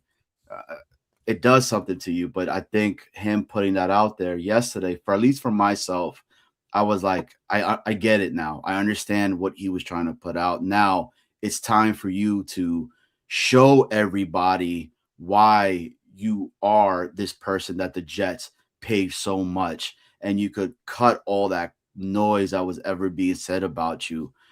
Go back to like what Snowball was saying with the Breece Lightning. Give us that. Show us that you could get a ball from the back and you could take that shit 80 yards and everybody's like, holy crap, he's back, baby. Let's go. And Snowball, to answer what you were saying, I get what you're saying, because you would say like, what could we trade for him, right? Could we get like a second? Would he be able to get a first? Because we never know what Mougey's doing, which is a good place to be. Dude, if he has a crazy year, let's just say he's like the top running back in the entire league, I would want to keep him. I would want to continue to keep this team together and let them keep building. And I hope what Aaron Glenn told us is that he wants sustained winning, and it keeps happening that way. So I'm trying not to get excited again, but I can't help it, man. I fucking love this team so damn much, and I just want them to win so badly. And once that happens, it's going to be glorious. Glorious. Well, let's get Tip done now. I think, I was just about to ask, as we turn the page, what's the next one? To me, I think it's Tip. And that's the cool thing about Mougey is I was saying with the rookie class, he's just getting them done. No storylines, no offset language. Thank God. I have you would think like, oh wow, Boy Green Daily every day. You probably run out of things to talk about. There's one thing I would like to never talk about again. It's offset language. So I'm glad that we're getting all these rookie deals banged out. I think Daryl Jackson Jr. may be another one that isn't done. So we have one or two that isn't done yet, and I'm sure they'll figure it out. To me, I think Joe Chipman's the next one. I'm curious on money because he is an interesting case. He's played some center. He's played some guard. Guard obviously is much more fruitful for Tippmann. And he's been solid. He's not a superstar. He's not terrible. He's like somewhere in the middle. So I wonder how quickly they can sort of find that landscape there. But yeah, I hope they lock in Tippmann. Get three pieces: Olu Muiwa, Armand Membu, and Tippmann, as that threesome locked in for the foreseeable future, and then we'll figure out the other two pieces. Yeah, I mean, I don't think we should look past Parham either, because I kind of think that he was the best piece of that bad line. Yeah, and younger than Simpson, and like, right. I think that these analytics guys that have taken over the Jets front office kind of see something. Hopefully, he can be a solid piece. My concern was always at the pivot, and I don't think that they've really been allayed. Let's see if we do anything post free agency draft, post draft free agency. So that's kind of where we are. I appreciate your time, guys. There you go, Hell Kyle, gosh darn Clifton. You see, he's all bricked up, baby, as he should be, stacking a brick by brick like the Jets are doing on offense. You love to see it. We have 300 people in the room. Over 100 of those are on YouTube. Like the video, folks. It's a free way to contribute here on YouTube if you're watching. Also, I have not had a chance to talk about this, so I guess I'll plug this real quick. The Boy Green Daily Audio Podcast is now a part of the Believe Network. I believe that Boy Green Daily, all the audio. What does that mean for all the people out in the audience? Let me show you this picture, by the way. Their graphics team put this together, so I need some honest feedback here. It's almost like a prom photo. I need you guys to, sort of tell me how you feel about this image that's now here, and then we'll get back to the phone lines. Holy moly's amazing. Wow. Wow, okay. Woo! Hey. Oh, okay. Man, the like a only haircut? listeners feel like you are seeing something crazy here. Here it is. Boom. Boy Green Daily. And I guess I got to turn off the banner so you can see the Believe part. This is the picture they chose from when I was at the Jets documentary. So Boy Green Daily, part of the Believe Network. So if you listen, and I've heard a lot of people when they come on that are new, and I'm like, oh, how'd you find me? Like, Spotify, Amazon, Apple, this, that, or the other. And that's been really cool. The show isn't going anywhere. So wherever you normally listen to it, it's still there. But it's now a part of the Believe Network. They're going to be doing some cool promotion for the show. It should give us different guests and other big opportunities in the future, maybe some advertisers in the future that make sense for the Jets and our brand and everything that we're doing. But pretty crazy. They recruited me hard, but it's cool to take the Boy Green Daily audio talents to the Believe Network. So you guys like the photo? You think it highlights my good side? This gives me like Three Amigos, like the end hip thrust type of a move. Yes. Oh, right. Yeah, right. The Key and Peele. Pow. Right, One. like, Pow. dun, Two. dun, Pow. dun. Oh, Ooh. that one. Yes. Yeah, that's good. I hadn't thought about that till you just said that. So thank you for that vivid imagery. Yeah. You're welcome. So there you go. The Believe Network. Yes. Yes, sir. Yeah, Giant Boy. Okay. Go ahead. All right. Guys, everybody in the chat, you guys are looking at this picture. This picture is awesome. This is amazing. But it's kind of describe it, Johnny? Yes. Yeah, because our audio only listeners, because they don't know what's going on. So what image am I showing? All right. So it's our guy BG is part of the Believe team now, right? And it states Boy Green Daily. He has his hands up, both hands are on his head, mouth wide open, and he's like, hell yeah, I believe, baby. Let's go. But when I look at this image, I start to have this PTSD that goes on when we were in the hotel room and this dude was like, shut up. I want to go to sleep. Please let me sleep. Oh, that was probably me. If there was a camera on me, that would be what. Yeah, it could be that where I'm just saying, go to sleep for the love of God, Johnny Boy, shut up at 2 a.m. That's definitely possible. It could also be like, like a police, like put your hands behind your head. Like, get up, put your hands behind your head. It could be a little bit of that. Or like I'm at a bank and someone's trying to rob, put your hands up. And I'm like, oh, Jesus, okay. Don't kill me. Was this when you had a boot or a brace on your leg? Did someone kick your leg? Yeah. So I hurt my leg at a martial arts competition, and then the Jets thing was that weekend. I'm like, you got to be kidding me. What terrible timing. And so I drive myself to this documentary thing, and I still do it. And then after we do like the interview part, which takes like an hour or something of all the stuff that they ask you, questions, a million things. Say, hey, before you go, we want to do some photo ops. They said, hey, can you come up here on this like stage? And you see all these sort of tweets and everything in the background. And I'm on crutches. But like I don't know what's wrong with me. I went to a doctor before. I said, "Nah, you're fine. You're a puss." And I'm like, "Oh, okay." And so I'm just walking around, but I'm like, "Wow, my leg is really killing me." But okay, doctors, you said it's nothing. So I'm jumping around, and they say, "Hey, can we take your crutches? Can you stand up on your own for these pictures? It'd look a little weird if you're like holding crutches. You can't do many different poses, I imagine, with crutches." So I was up there, and then after I left there, I went back to the doctor, and they said your knee was like destroyed, like it needs complete reconstructive surgery. So whatever doctor effed it up the first time, thanks. The second time they got it, so God bless America. So yes, there are crutches that are laying at my feet that people can't see in this photo. That is correct. Yeah. Or you stubbed your toe on the corner of the bed. Yeah. Oh, yes. Okay. That's another one. That's good. I like this. Fill in the blank. You know what's going on here. That's good. That's a good game. This is definitely a Discord. Fill in the blank meme that we can. Oh boy. Post. I can only imagine it's going to get a lot darker in the Discord, but put it in the chat. Or that's me when when the wifey was like, "I'm pregnant again." Is that excitement? Scared? Sad? It's my wallet. It's my wallet screaming. Oh. Or your wallet dying.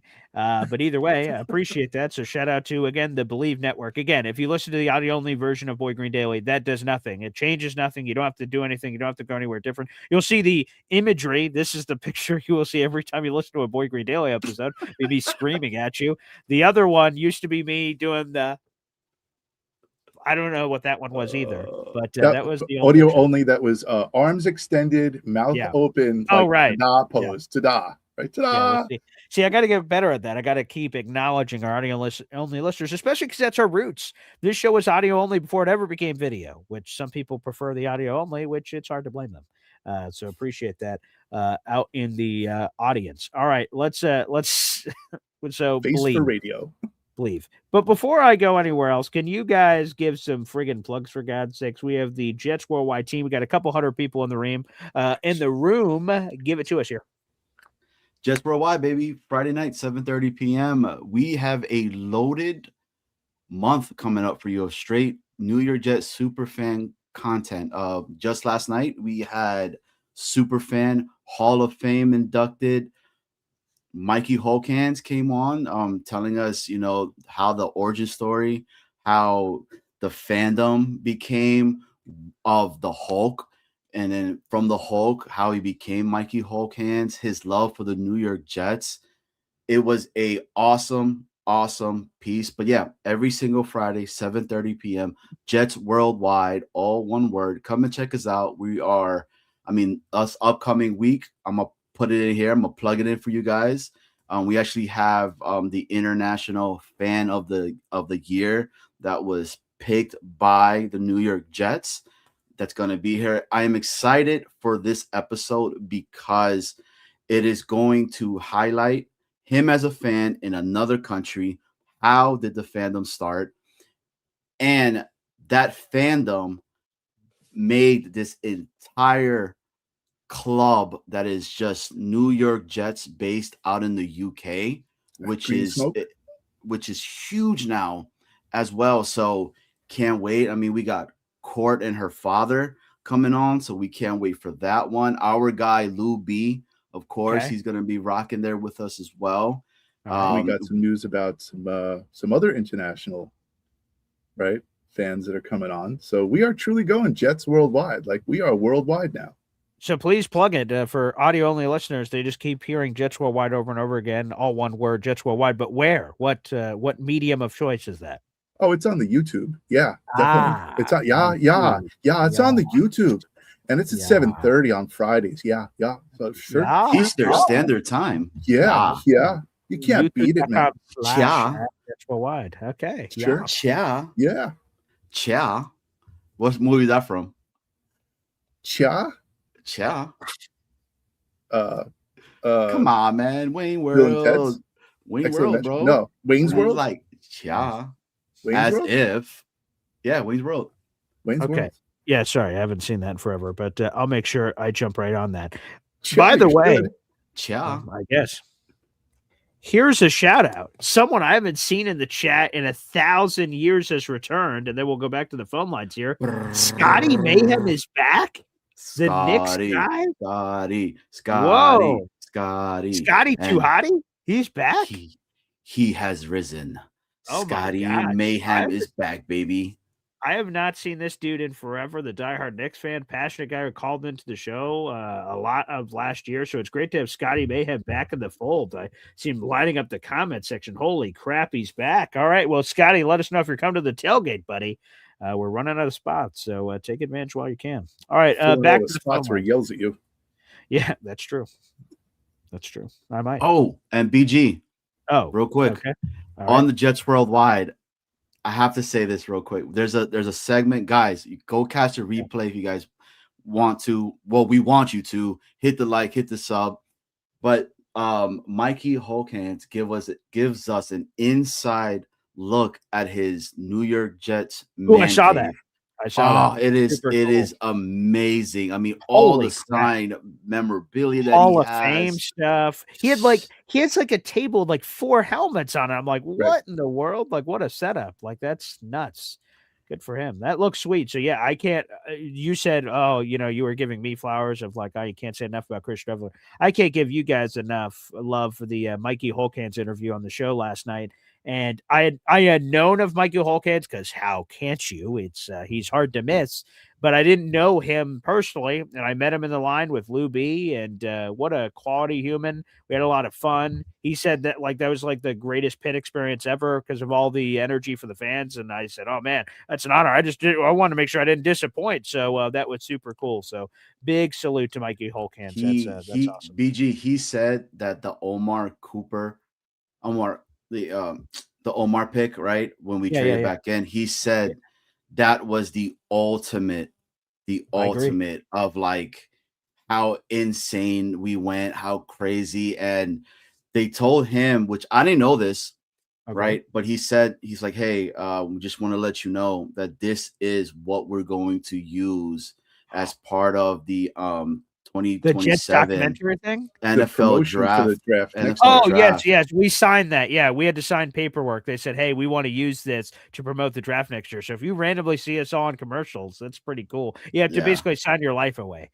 Yeah. So someone in our group said, "Oh, wow, this is going to be cool to get paid." And he's like, and the NFL person's like, "Actually, you're signing this so we don't have to pay you."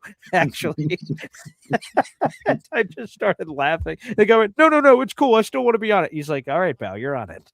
But that was hilarious. So yeah, we did sign that because they said, you guys were really energetic and fun, and we'd love to use that as promotional footage. I said, "Oh, that's awesome. Sure. Like, I don't care.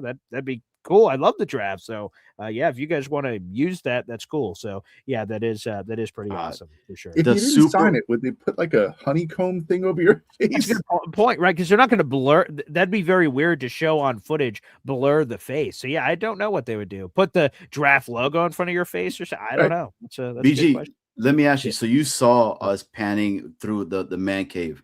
Which one was your favorite part? Like to me, the cool things are and again, I'm not you're asking me a question, so I have to answer it. So I'm not trying to denigrate any other items that are in his place. He's got a lot of cool stuff. Like he's got the New York Sack Exchange, all 4 sides. I've seen that before of like, I'm going to mess up whatever the word is for it, but like the setup where he's got Abdul Salam, Mark Gastineau, Joe Klecko, Marty Lyons all signed on one piece. And he's got like singular jerseys like Salam and this and this, and that's really cool. But to me, I think the cool thing is the Hall of Fame helmet. And he had the program on his table too from 2023, obviously when Klecko and Revis went in, and that was special. I had never gone to the Hall of Fame before, so that was on my bucket list as a diehard football fan. So I always wanted to go, and it was just like the God speaking to us, like Klecko and Revis both getting in the same year, them being in the Hall of Fame game. Like if I was ever going to go to a Hall of Fame, that was one to go to, and I hope that's not the last time I go. So to me, the Hall of Fame autograph helmet, and I think. I don't want to speak out of turn. I can't remember what Mikey has shared publicly. But anywho, the autograph helmet, all that other stuff is super cool. So to me, I think that's the coolest part. But obviously, he's got a sick collection of all kinds of stuff, which is amazing. So, hey, shout out to you guys. Make sure you guys check it out again. Jets Worldwide, all one word. All right, let's go back to the phone lines. Bill is up next. Bill? Gentlemen, how are you today? Hello, Bill.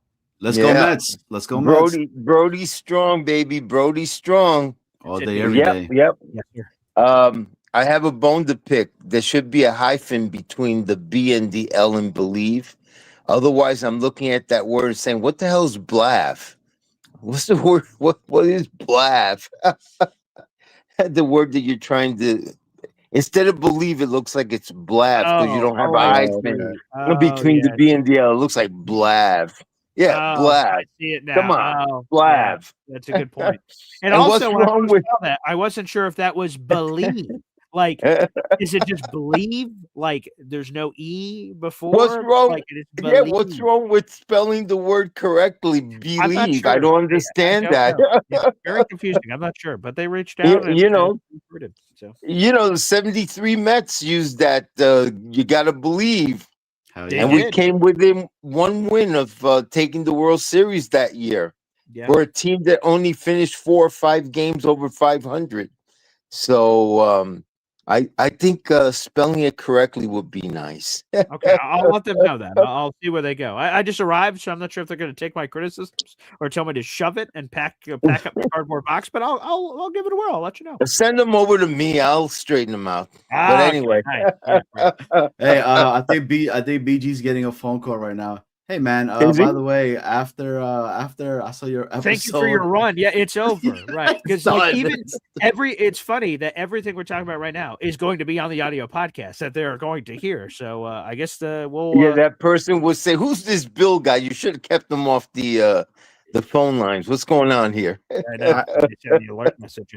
I personally love the logo. It is the best logo I've ever seen in my entire life. Thank you. Yes. Oh no, I like the shot and all that stuff, but please spell out the word believe for crying Which, by the way, Snowball doing some good work. Maybe Jets Worldwide is the next one to get recruited over. So maybe we'll see. Keep an eye. Hey, I will believe. I will not believe. I will believe. I will whatever. Thank you. Maybe that's how it's supposed to be pronounced. Belev. It could even say I'm leaving, but it's it's okay. Best I believe.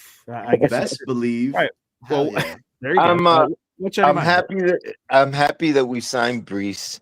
Yeah. And for me, the word that best describes Breece is not overpaid. It's underutilized. This man had been underutilized for years. Right. For years. As one OC said, I had no idea how good he'd be in the passing game.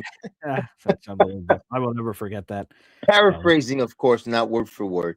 No, right.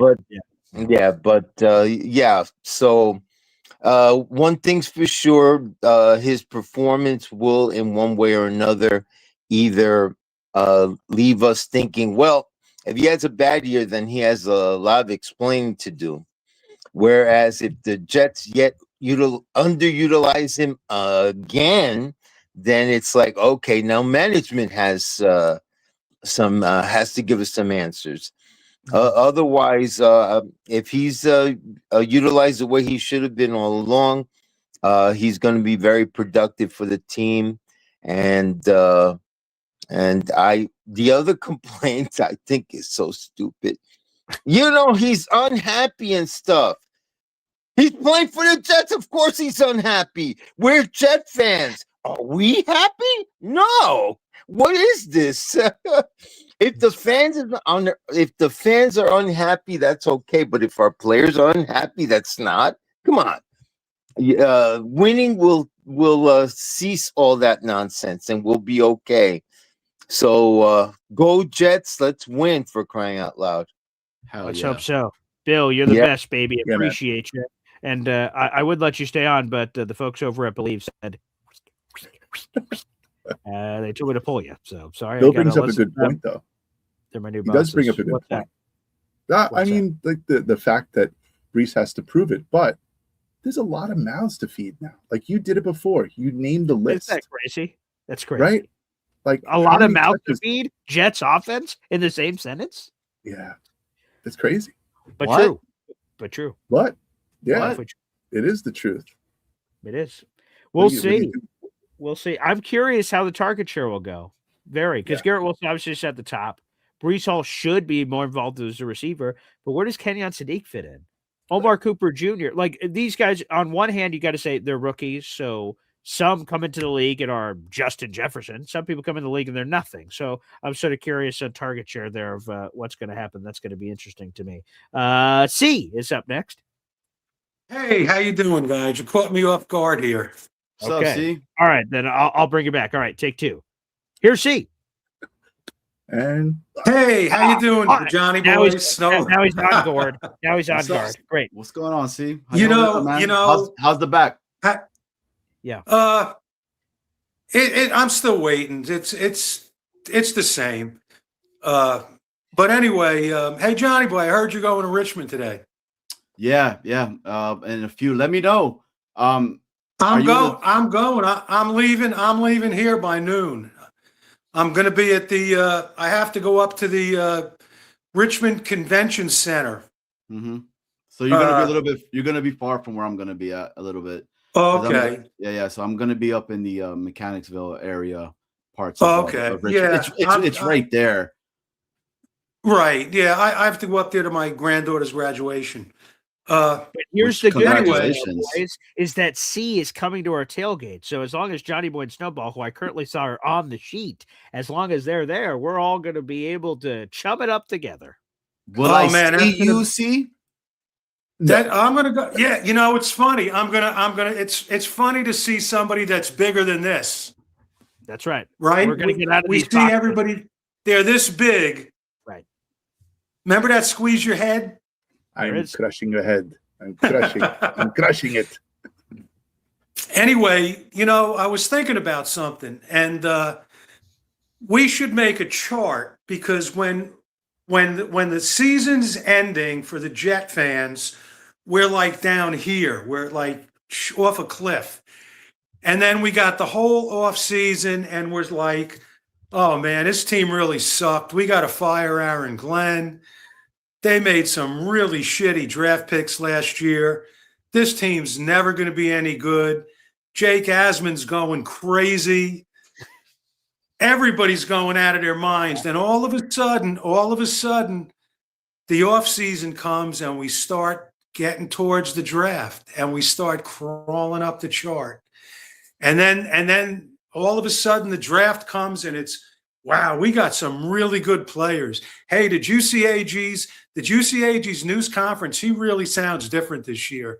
That Mougey is a genius. Yeah. So now I'm so bought in, and the hype right now is off the charts, right? Yeah. So it's like, if you remember the Godfather movie, this should be our Jets motto. Just when I thought we were out, they pulled us back in. That should be the Jet fan motto at this time of the year. It's just when I thought I was out, they pulled me back in. Yeah, that's it though. But and that's what happens every year. I've been going through this for so many years. It's like a never-ending cycle. And you just want to go, please let me get past Halloween. Please let me get past Halloween. If I can get to Thanksgiving, I mean, we have a pretty low bar to look forward to, don't we? We do. Right? I want to make sure I'm not doing a mock draft in September. I'm not doing a mock draft in October. Hopefully I'm not doing a mock draft in November. Yeah. If we ever have hope when it comes around Christmas time, it'll be nuts. Yeah. It'll be just crazy. Mm-hmm. Don't you think? 100%. Because, I've said this before. This show, whether video or audio, the only time that we've been relatively relevant was the 10 and 6 year. I was doing an audio only version of this show. We have not done a video version of this show that existed in a season and everything where, they were killing it and they were in the hunt. They were in the running legitimately. It's been a very, very long time. When I saw that video of Klubnik running out with the flowing hair, that chiseled jaw, the only thing that could have made that better is if he was holding up this finger. Oh yeah, that would have been. And right there, man, right there, for at least until training camp, I'm going to have a man crush on this kid. Okay, it's a good man You crush to know? have, I think. Yeah. Yeah. See, I'm about to Anyway, flip, guys. I'm about to flip this desk over if you start talking like that again, man. I mean, I love it. Let's go. Hey, Oh This is yeah, real. you can't help it. It just we're Jet fans, and that's how it goes, man. You Johnny boy, you'll be 25 years from now with gray hair, and your kids will be like 25, 30 years old, and you'll Yeah. be doing the same thing. Hell yeah. Yeah. Let's I'm go. doing the Come on. same. I'm doing the same thing now for, my God, 50 something years, and it's insane, and you just don't get tired of it. You know what I mean? Cade Klubnik could be the guy. See, your C stands for Cade Klubnik. That's what it is. That's what it stands That's for. it. C. Yeah. Hey, I'm yeah. I'm on the Klubnik train. Yes, you should. Hey, see, did So you? anybody that wants to jump on the Klubnik train, join me. I love it. We'll see. I want to thank you so much, brother. I can't wait to see you at the tailgate. It's going to be awesome, man. Can't wait to see all you guys. There he is. Later, brother. C, baby, joining us here on the program. All right. We have a couple of member super chat shout outs, and then let's get back to the phone lines. We have a lot of people waiting. Philium jumps on and says he's a member for 22 months, which we appreciate. Super chat shout out every time we get one of these. Zariah Luna. Wow. Can we see the photo of Pancho Verde Jets Worldwide? Do you have that handy, Johnny boy? I or a do. photo or I something? do. Oh, okay. Lay it on us. All right. Let me see. How do I do this? This is pretty What cool. do you mean? How do you do this? You said you had it ready, man. Control Alt Delete. Control Alt Delete. Yeah, and then hit the shutdown button. Yeah, that'll Got get it, the photo got it. right up. Yeah. Got it. It's there. Okay, let's see. It says it's loading. Okay, there we go. There Fresh he is. to I took death. that photo. I took that photo, and look at that in the streets. The Zubaz pants, the poncho, the green shoes, the hat. I'm just glad that this lives forever. We've got the footage. Hang on tight. Here it is. Okay, it's one of these. Let's see. I think it's this one. So for a team that didn't have one One. This one. Indiana. Wait, that cuts my face off. I'm sorry. It's this one probably.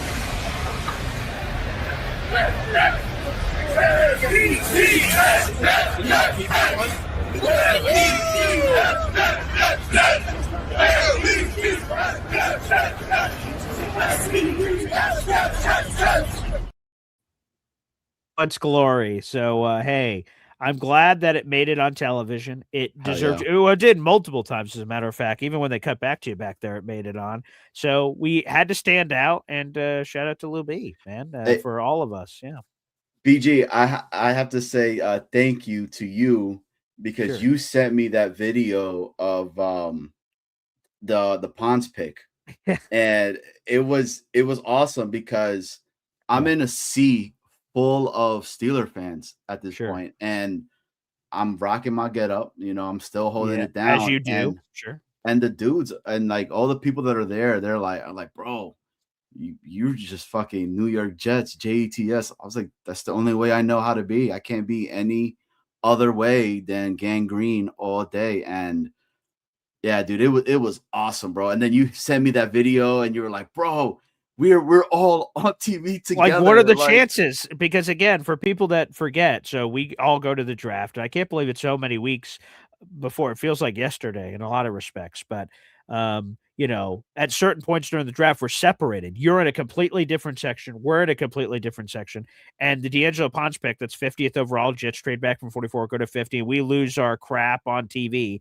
And then NFL Network, I believe, was the channel for this one specifically. After they were with us, like, oh my God, can you believe we have D'Angelo Ponce? They immediately cut the camera to, like, someone in the back, technical director's like, all right, camera 2. And camera 2 was immediately Johnny Boy going, yeah, Jets, yeah. And I was like, what are the chances? They don't know that we're actually connected or know each other or together in any way, yet booyah, it didn't. So I thought that was the gods. And again, shout out to Lou B, because, when we all figured out we were all going to the draft together, we all said, well, we got to wear something crazy. Like, you can't just be normal get up, because I think if we all just wore like a jersey, jeans, and like a jet hat, like, you blend it with anybody could wear that stuff, but you went poncho, you went full bore, which brings on the fourth member of our crew, Lou B, Super Jets fan, baby.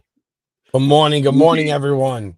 Yes, hey, Lou sir. B, can you tell BG that we were telling him to make the right and he just was completely ignoring us? And then I looked back at you and you were like, I told you have a video of that. You have a video. I've been trying to find it. I don't know. I'm telling you, you took a video of me sitting on the diaper. It was a whole thing. So got to get into that. But yes, he just passes exits. It's crazy. It just Shout out to Sharon. Get off here. She says, how about those Knicks? So shout out to Knicks. Again, she's a member for 20 months. Hey, 3-0. Up to the Knicks. Again, no team. Again, unless you want to make that kind of history, Knicks fans, which I assume not. No team has ever lost after going up 3-0 in an NBA playoff series. So you look pretty good to get to the Eastern Conference Finals, and then you wait. Is it going to be Cavs or Pistons? And then you beat them. You're in the NBA Finals, baby. So Sharon, a proper shout out. Let's go Knicks. Mitch dunking and straight teabagging Embiid was amazing. So shout out to them last night, man. What a game. It was special to see. But Lou B, I'm glad that you called into the show today, because this has got to be weird, man. And not only, not to bring it back up again, but I just saw the video on my phone because I kept several videos from the draft on my phone. And I saw it when, Jeremiah Love goes to the Cardinals. And I just saw he signed his deal, so I'm seeing him in all his Cardinals gear. And now the Jets not only go in the opposite direction of not taking Love and like getting rid of Breece or something, they didn't take Love, and now they've extended Breece. So they've gone like the complete opposite direction, which you assume would not have happened if they took Love. So what are the emotions right now, Luby? So that's why I'm calling, because I the pettiness of my good friend Chef Kevin Gilbert is unbelievable, let me tell you. Not only did he win as Maniac Menace by telling all the Asmaniacs that he saved little Joey, Beast's hamster, from burning to death because he gave him advice to open the window. Chef got some tricks, let me tell you. I wake up to text messages of Chef trolling me about Breece Hall, sending me the picture of your poll, sending me all this stuff. And I'm like, Chef, I get it.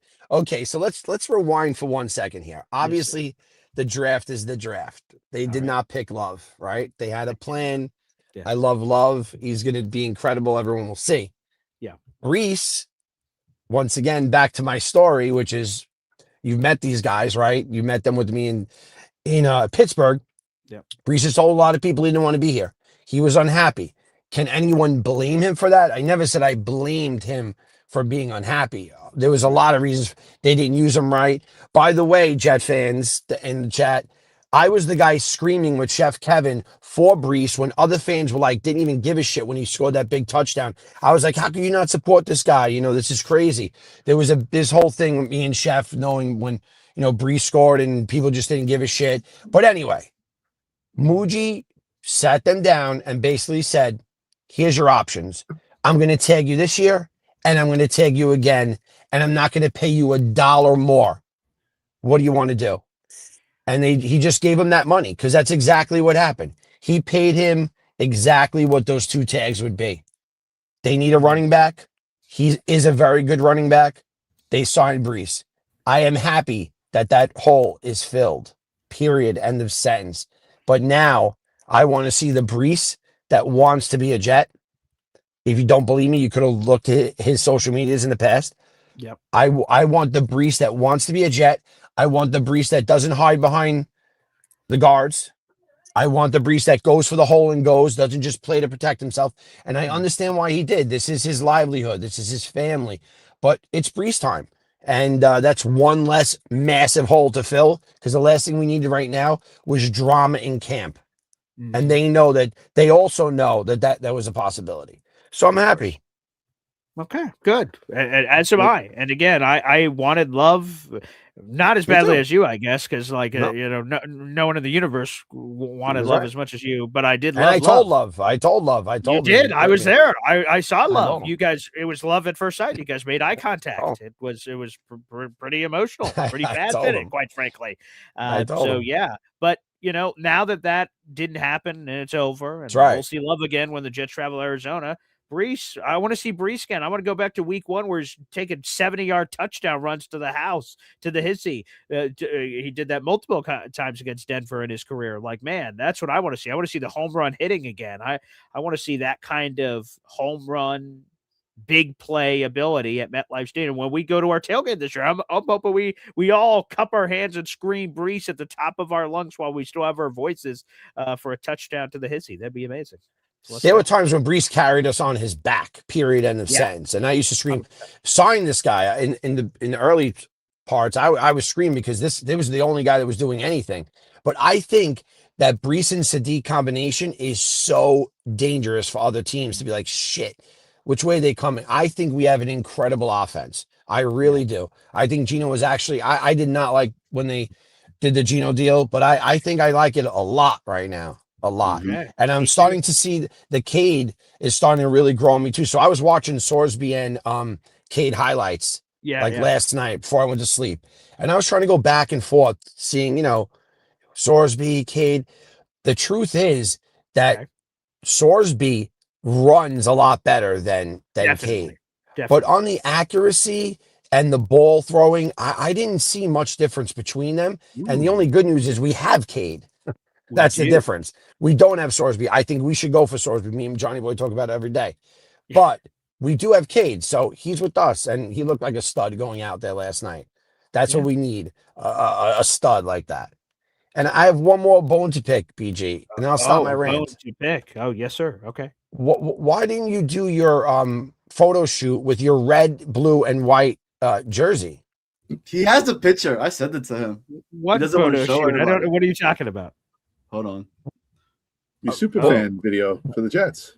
Why didn't you do your photo shoot with the red, show up to your photo shoot with the red, blue, and white jersey for Boy Green? That's a good question. It's okay to embarrass me at the draft. Touche. Mikey Holcans would have been mortified if you showed up with that jersey. That's probably true. You guys were right. I was wrong. I should have known that. I got too cute. Sometimes that happens, right? You try to trade back in a draft to get a player, and then you're like, damn, I traded back too far, lost a player. Okay. I said, Darrell Reeves is from Pitt, Pro Bowl, unique. Yeah, look at this shit. Let me throw Look this up. at this. He shows up. That's at the restaurant from Ante Brothers. Yeah. There you go. This is unbelievable. In front, and he's doing it in front of Reeves. Yes, for those that don't know, Boy Green showed up in a red, white, and blue jersey on day 2 to the draft in the pit with 11 fans, all dressed in green, decked out. He shows up with it. So we couldn't have that. We had to go shopping. Hey. I was like, BG, throw that away. Lou, I like how you're taking care of the audio only people. It's very nice. Very describe this. Yes. Yeah. Very good. So Lou B, if it's real cool quick with you. though, there's a super chat coming in from Chef Kevin Gilbert. He wanted to say, "Oh boy, let's get this in for audio only listeners." Wow. Chef Kevin Gilbert with the $5 super chat says, "Luby, I accept your apology. LOL. Nixon 4." Your response, Luby, is what? I'm telling you, man. When Chef went to the fans in dead serious Nasmaniac Madness and told them that he saved little Joey, I was like, he's gonna win this whole. There is no level that Chef Kevin Gilbert will not go. I knew it was over right then and there. Yeah. And now to wake up to being trolled by him is just incredible. Well, Lou B, so to Chef, just to kind of let you know about the Breece Hall. So when the news broke, I was on the phone with Lou. We were talking. Yeah. Okay. And we're talking. We were literally talking about Cade, and we're talking about Sorsby. Like we're talking about this, right? And he goes, "Fuck yes!" And I was like, "What happened?" Breece, they extended him. He's here with us. That's it. Hit word for word. He said, "Fuck yes," because. Well, let me tell you this real quick, Luby. You have been my Adam Schefter. When you've been texting me, and when a Luby text comes in, I immediately look at it. And I'm like, Breece extension? That's how I found out that Breece Hall got extended. I'm quick with it. Some of the big news things that have happened with the Jets, and you've texted me, you have broken the news to me. So I'm like, oh, baby. Okay, here we go. So I'm in so many group chats that it's crazy. So I don't think news could come out in 7 seconds later. I know because of just the amount of different I have chats that hate the Jets, chats that love the Jets, chats that have suffered, new fans, tailgate fans, my friends from Tampa, my friends from when I travel, all the different groups of all the different groups. We have one for the this past draft. So there's so many different groups that I'm in that I get it real quick. Yeah. Okay. Well, thank again. But I was happy. I was happy they signed Breece. And Johnny Boy, thank you for being my witness. Let's go. We got a great offense right now. Right, Snowball? You like this offense? You know what? I'm happy that you said both of those words together, because if you separated them, then it would have meant something else. Like, fuck would have been like horrible. Yes would have been something else, but fuck yes was the ultimate. So, I want to win. Well, Lou B, here's what's going to happen for our tailgate. We're going to a game. We're going to see touchdowns. We're going to see a win. Right. We're going to have vibes. Like, I can't wait for the tailgate, brother. This is going to be epic. It's going to be hard to top last year because last year was awesome. But I think we will. I think it's good. We're already past the number from last year, Luby. You wrote it into the universe. You said, "Hey, man, we can make this bigger." And 100 tickets is the most we could have for the tailgate anyway. We're already pretty high on the game tickets as well. So we're going to sell out, baby. That's how it works when I do events. So when you build it's a good event, gets a little better. Usually by the third year, events are like triple what they started with if they're good. So I believe this will be even bigger next year because it was great. But look, real quick, our Mougey is the master. Period. End of sentence. There is no hole. I've been saying this at the beginning. There is no hole that this guy will. We know we need a linebacker. He knows too. If we think we know here, he knows too. We do need another wide receiver just for some depth, like a veteran guy. I do think they're going to still get another quarterback. We do need some depth there. There's nothing that Mougey does not know. This guy is the master. And we are on the road. We are on the road. I didn't think we were going to be good last year. I think we're going to be great this year. Great. Great. Let's freaking go, Lou B. We appreciate you, brother.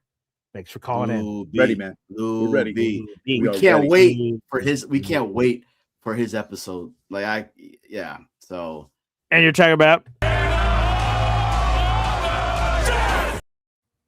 Jets Worldwide, baby. YouTube, come check us out Friday night, 7:30 p.m. If you have not been knowing on what's the cool stuff, come check us out, man. Jets Worldwide. Make sure you guys are liking, hitting the sub for our guy, Boy Green Daily, a 7:30 p.m. show every single day, daily.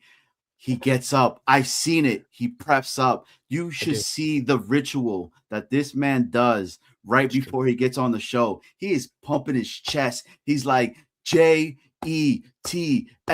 Jets. I live for this shit. This is what I do, baby. Let's go. The Jets will be great. That was in the shower, right?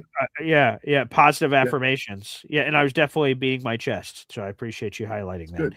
All right, let's get back to the phone lines. Look at Jet 71 cracking the Boy Green Daily atmosphere here, not just some espresso club late night activity. We have you here, Jet 71. Good morning. 6:30 a.m. Good morning. On the big show. I like it. Yeah, I like it. I don't know if Lou B's still here, but I put it in the chat. I am so glad that you guys did not allow Boy Green to go to the Jets draft wearing pay toilet colors. I mean, yeah, you're going to wear New England pay toilet colors at the Jets draft. What was wrong with you? In a sea of green and white. Green and white, okay? And also, like, people wouldn't know this unless you were there. So all the divisions, so 32 teams are represented in the pit, and they're all split up like, here's a 4-pack of the ACs, 4-pack of this. So behind us were Buffalo Bills fans. Immediately to the right of us were Patriot fans, and then diagonal were the terrible Dolphin fans. So yeah, I would have been too closely aligned. You're right, with the New England Patriots that were right next our next door neighbors. So I appreciate it. So that's when you have a good friend. That's good friends. Is right. They could have let me go out there and potentially been embarrassed and that be on TV forever, that moment. Because the D'Angelo Ponsiga Johnny Boy's talking about, I would have been in a Revis jersey, which some people may not have realized in the 5 seconds I was on the television. They would have, wait, what's going on with that guy? And they could have let it happen. But true friends tell you things even if you don't want to hear it, right? Because I thought it was a great idea. I'm like, oh, this is spectacular. And they all went, no, it's not. It's not. They gave me the bitter pill of news that I needed at that moment in time, and it was great. So the Garrett Wilson jersey looked a lot better. There's no question about it. So great. You know what he was saying? You know what he was saying, Jet 70? We're gonna give you some exclusive of the words that were coming out of Boy Green. Oh, okay. There is some green. There was some green. I mean, there was some level of green. Okay? It was a it's logo. green. There's some level of green. Cool. That is true. It is Hall of Fame. Like it was Pro Bowl, not Hall of Fame, but whatever. Pittsburgh. He's from Pittsburgh. He is from Pittsburgh. That's a true story. Saying to us. I understand that the red might have been like, "Hey, I'm gonna stand out in a sea of green," but sometimes being a part of the flock is more powerful. Right. Than trying to stand out in that way. You're right. Yeah, I overthought it. Yeah. Snowball, you're a teacher, right? The strength of the wolf is the pack. A little That's right. We are most similar to wolves. Humans. Yeah, teach tape. See, and I got to learn. I learned a tough lesson that day, and now I 1 + 1 = 2. Yeah. Well, I know you got people waiting, so there's no need for us to temper our excitement. Just because this happened to us before with other coaches, other GMs, other players, does not mean it's going to happen now. We can be excited that the team is building. It looks like they're headed in the right direction. There's no need for us to temper that. I'm not tempering it. I'm excited. That's why I'm annoyed by Johnny Boy. So, right, you just patted your hand on the back of Johnny Boy for one, and now with your other hand, slap him in the face. He's like, I just don't want to, there's a hubbard. Dude, this is what being a fan is all about. And I know not all fans are like this. But we're 0-0. We're undefeated. I hype myself up every offseason, and sometimes it may be more manufactured than others, but to me, I feel like this is genuine. I'm legitimately excited. I'm revved up for the season. The defense can't be any worse than it was last year, and they made a ton of improvements. The offense could be scoring touchdowns all over the place. Chris Banjo has a special teams. Like, everyone is saying, screw the Jets at 5.5 wins. Whatever. Vegas can do whatever they want with that. For me, I feel like the Jets are going to surprise some people. I think we're going to have the most exciting season we've had in Boy Green Daily history, which isn't saying much, quite frankly. However, I am really fired up for the season. So, yeah, Johnny Boy, what the hell, man? Get with the program. Else, this team is better this year than it was last year. No doubt. Right? So be excited. I'm in agreement. I mean, I agree with you. What I was trying to say is that there are some fans that are out there that are very, like, they're tempered right now. They're like, why? Why do you have to join them? I'm not joining them. I'm saying that it's okay for them to to be like that. At the end of the day, we're all green and white. Am I excited? Fuck yes, I'm excited. Well, I'm red. There's videos out there of me saying 12 wins. Okay, 12 wins. That's how hyped I am about. And I'm talking about this year. Yeah, I know, but you're saying, hey, there's an old video if you find it of me this year saying that they're going to win 12 games. But now on this show, you're like, well, we should temper expectations. Yeah, let it go. Let it go. Let me give you this to be excited. Okay. This is so. Before Vinny came to the Jets, he spent 2 seasons in Baltimore. Okay. 1996, he threw for 4,177 yards, 33 touchdowns, 19 picks, and a 59% completion percentage. The very next year, think Geno Smith now, who I'm glad they have, Vinny in Baltimore, 2,971 yards, 18 touchdowns, 15 picks. Sounds familiar. Sounds similar, right? If you're looking at I don't see why Geno Smith can't be another version of Vinny Testaverde based on how this team is being built. And I'm excited about it. Why not?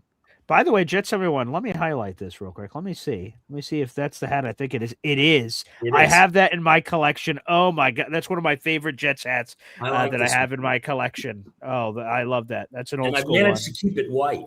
That's what I was about to say. Yeah. That's also why I just maximize the screen because, I have kids now, and where all my hats are. It's cute that they come out and they see the hats on the wall. They put them on and go, Dad, look at me. And I'm like, oh, that's great. Those are my hats. Put them back. So there's a lot of that going on. But the white hats are hard to maintain the white. The Yeah, crisp way. I You've have- done a phenomenal job. But anyway, Jet fans, release your excitement. Don't hold it back. That's I the best never. way to do it. I Great I to see you, always, Jet 71. Appreciate I you, brother. always release my excitement. Next caller. Okay. Let's try to move on to the next call as quickly as possible. But shout out Jet 71. For those who don't know, he's a West Coaster, so it's a little after 6:30 in the morning. He normally joins us on our special club late night meetings once a month, but it's great to see I him. love that dude, man. On Boy Green Daily. He's the He man. always I can't. he puts stuff in the comments, and it's always such a great read, man. So shout out to Jet 71. He's been saying it's tough, but we all just need to peer pressure him into coming into the tailgate. That's what we need. So he told me he's coming, especially after talking about Vinny T, which, by the way, Jets Worldwide is doing a raffle about a Vinny T helmet that we are trying to get. How do you get it? You ask Boy Green. How do you get that? Oh, I think you need to become a Jets Worldwide wide member, or a $4.99 super chat will do it for you. So come check us out. So how many? So explain it one more time. How many raffle tickets do you get as we have the display here happening? I will let Snowball talk a little bit about that. How does that Vinny, happen? Great autograph, by the way. Great Herbie Hancock right there. You like that? So yes, $4.99 super chats or gifted memberships count as one raffle to be in it to win it for the autographed Vinny test. Now, I was actually very enamored with the face mask on this. This is like it is a nice face mask. Yeah, it's actually a really good face mask. Yeah. Is there any like perks or bonuses? So like if you buy like a bunch of memberships, you get this, that, or the other or something, or what? You get pictures of Johnny in his Pancho Verde outfit. Yes. All right, I love that. Before and afters, which is all right. very nice. Well, let's go to the phone lines. Up next is Easy, baby. Yes. Wait, Easy. Where are you? Wait, what the? Let me try. Stop cutting him off, Boy Green. Wait, now we have two Easies. Okay, all right. Well, all right. We just need one.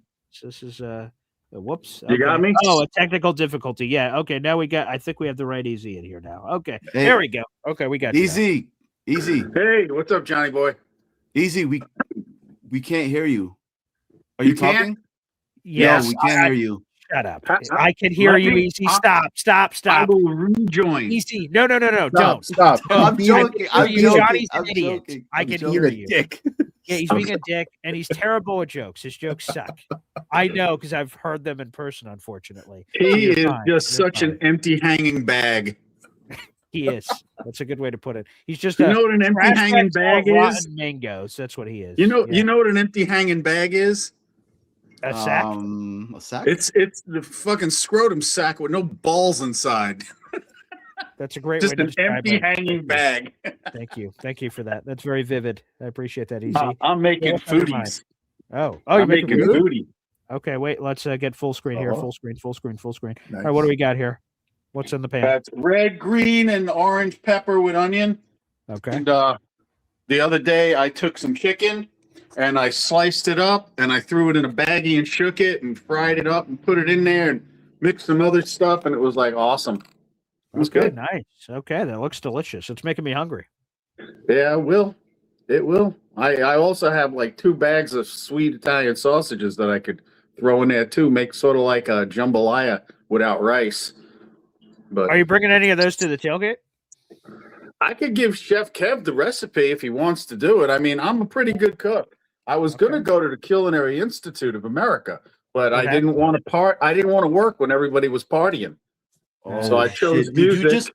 Did you just call out Chef Kev? Are we going to have a Boy Green Daily exclusive, a cook-off? A cook-off. Is this what's happening right now? Oh, no, we're not going to have a cook-off. I'm just saying I'm a good cook. I didn't say I was a world-class chef. Oh, you universe freaking class. If you're having a party and it's like if people in my family are having a party, I can make like a big chafing dish of some stuff and everybody will like it and that kind of shit. Okay, you can bring a dish, so we'll see you at the tailgate with whatever dish you choose to bring. That'll be Look, if I lived there, I could bring it, but I don't live there. I live in North Carolina. Yeah. That would be a tough. Remember, travel. I got farm fields across the street and shit. Right, we saw that. Yeah, that's a good point. All right, forget it. Just show up. We'll have food ready for you. Anyway, this Breece Hall deal, I think it's a good deal because it's like the other guy said, it's like basically we franchised him twice and we can still cut him in the third year if he continues to fall down at the line of scrimmage. Right. That's exactly it. I'm just hoping that now that he's gotten paid, he's going to learn how to break a tackle. That would be nice if he could. Yeah, he needs to break some tackles. I don't know if they got to put him in the gym and put him on the Thigh Master and get his legs churning a little bit. Yeah, he's good. He just needs. He's very good, but he's getting great pay. So to earn the great pay, you have to be better than very good. You have to be great. Of course. Like I said, nobody in this league is bad. Nobody in this league is bad. Well, nobody in this league that tries is bad. I mean, obviously, we had that quarterback that didn't study and with DeMarcus Russell, he didn't give a shit. He just wanted to get paid. And that was back in the days where if you were a first-round pick, they gave you everything. Yeah. It's not like they have the rookie contracts now where, teams can It's wage scale, right? He got like $60 million or something back in those days. Oh, my God. And that was back in the day when they didn't pay that much. Correct. Right. Yeah. He would become immediately one of the highest paid quarterbacks when you got these deals. 100%. Matt Ryan got one. Bradford got one. Yeah. I understand why the players would say, hey, why is this guy getting paid more than me? I'm 5 years in the league, and this motherfucker never took a snap in his life in the NFL. And I mean, think about it. That makes a lot of damn sense. It's like, what if someone started a brand new podcast, like a Boy Purple podcast? Oh, yeah. And all of a sudden, like Coca-Cola and all these advertisers started throwing this guy money, and he never did one single podcast in his life. That kind of pissed you off. That would piss me off. Yeah, screw Purple. Exactly. 100%. There is a Boy Red daily. There is. There is. I'm sure it's doing well. Thank you, Believe. What team? Yeah, what team? Oh, the New England Patriots. Okay. Well, screw that guy. The Patriots. I like the Patriots when they sucked and they wore red jerseys. Yeah. That was a long piece of their history. We all forget about that because the Super Bowls now. But yeah, they used to suck. Did everyone see the new Patriots Unless they logo? played us, they'd always beat us. Oh, actually, I have, but I don't think I can show like that. Steve Grogan and who's that other guy, Tony Eason? God, those guys sucked against everybody. We even had Tony Eason on the Jets for a while, and he sucked with us too. Yeah, not great. Oh my God. I made a point the other day, and I think you guys were saying that you think I think Johnny Boy said that Geno's going to be good. And I brought up this thing that there are a lot of quarterbacks that have taken multiple years in this league to figure it out. But once they figured it out, look the fuck out.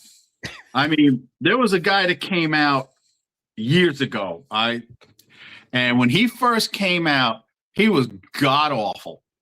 Okay. God awful. Remember Jim Plunkett? Whoa, wasn't he a multiple-time Super Bowl champion? Who would have dunked it? Who would have thunk it? Jim Plunkett. When he first came out, he was horrible. Look it up. I'm serious. Look up how fucking bad this guy was. But isn't he a two-time Super Bowl champion now? Yes. Or was, or is, or whatever? Yeah, with the Raiders. Yeah. Okay. Look at another guy. Actually, the Raiders were good at reclamation project. This other guy Rich Gannon, he kind of sucked his first few years in the league. Then he figured Vinny it out. Testaverde he won a Heisman, and when he first came into the league, he struggled a lot. Yeah. Vinny. I mean, so there are a lot of guys who now we got Sam Darnold. Took him 5-6 years to figure it out. And it took Geno a long time to figure it out. There are a lot of guys, huh?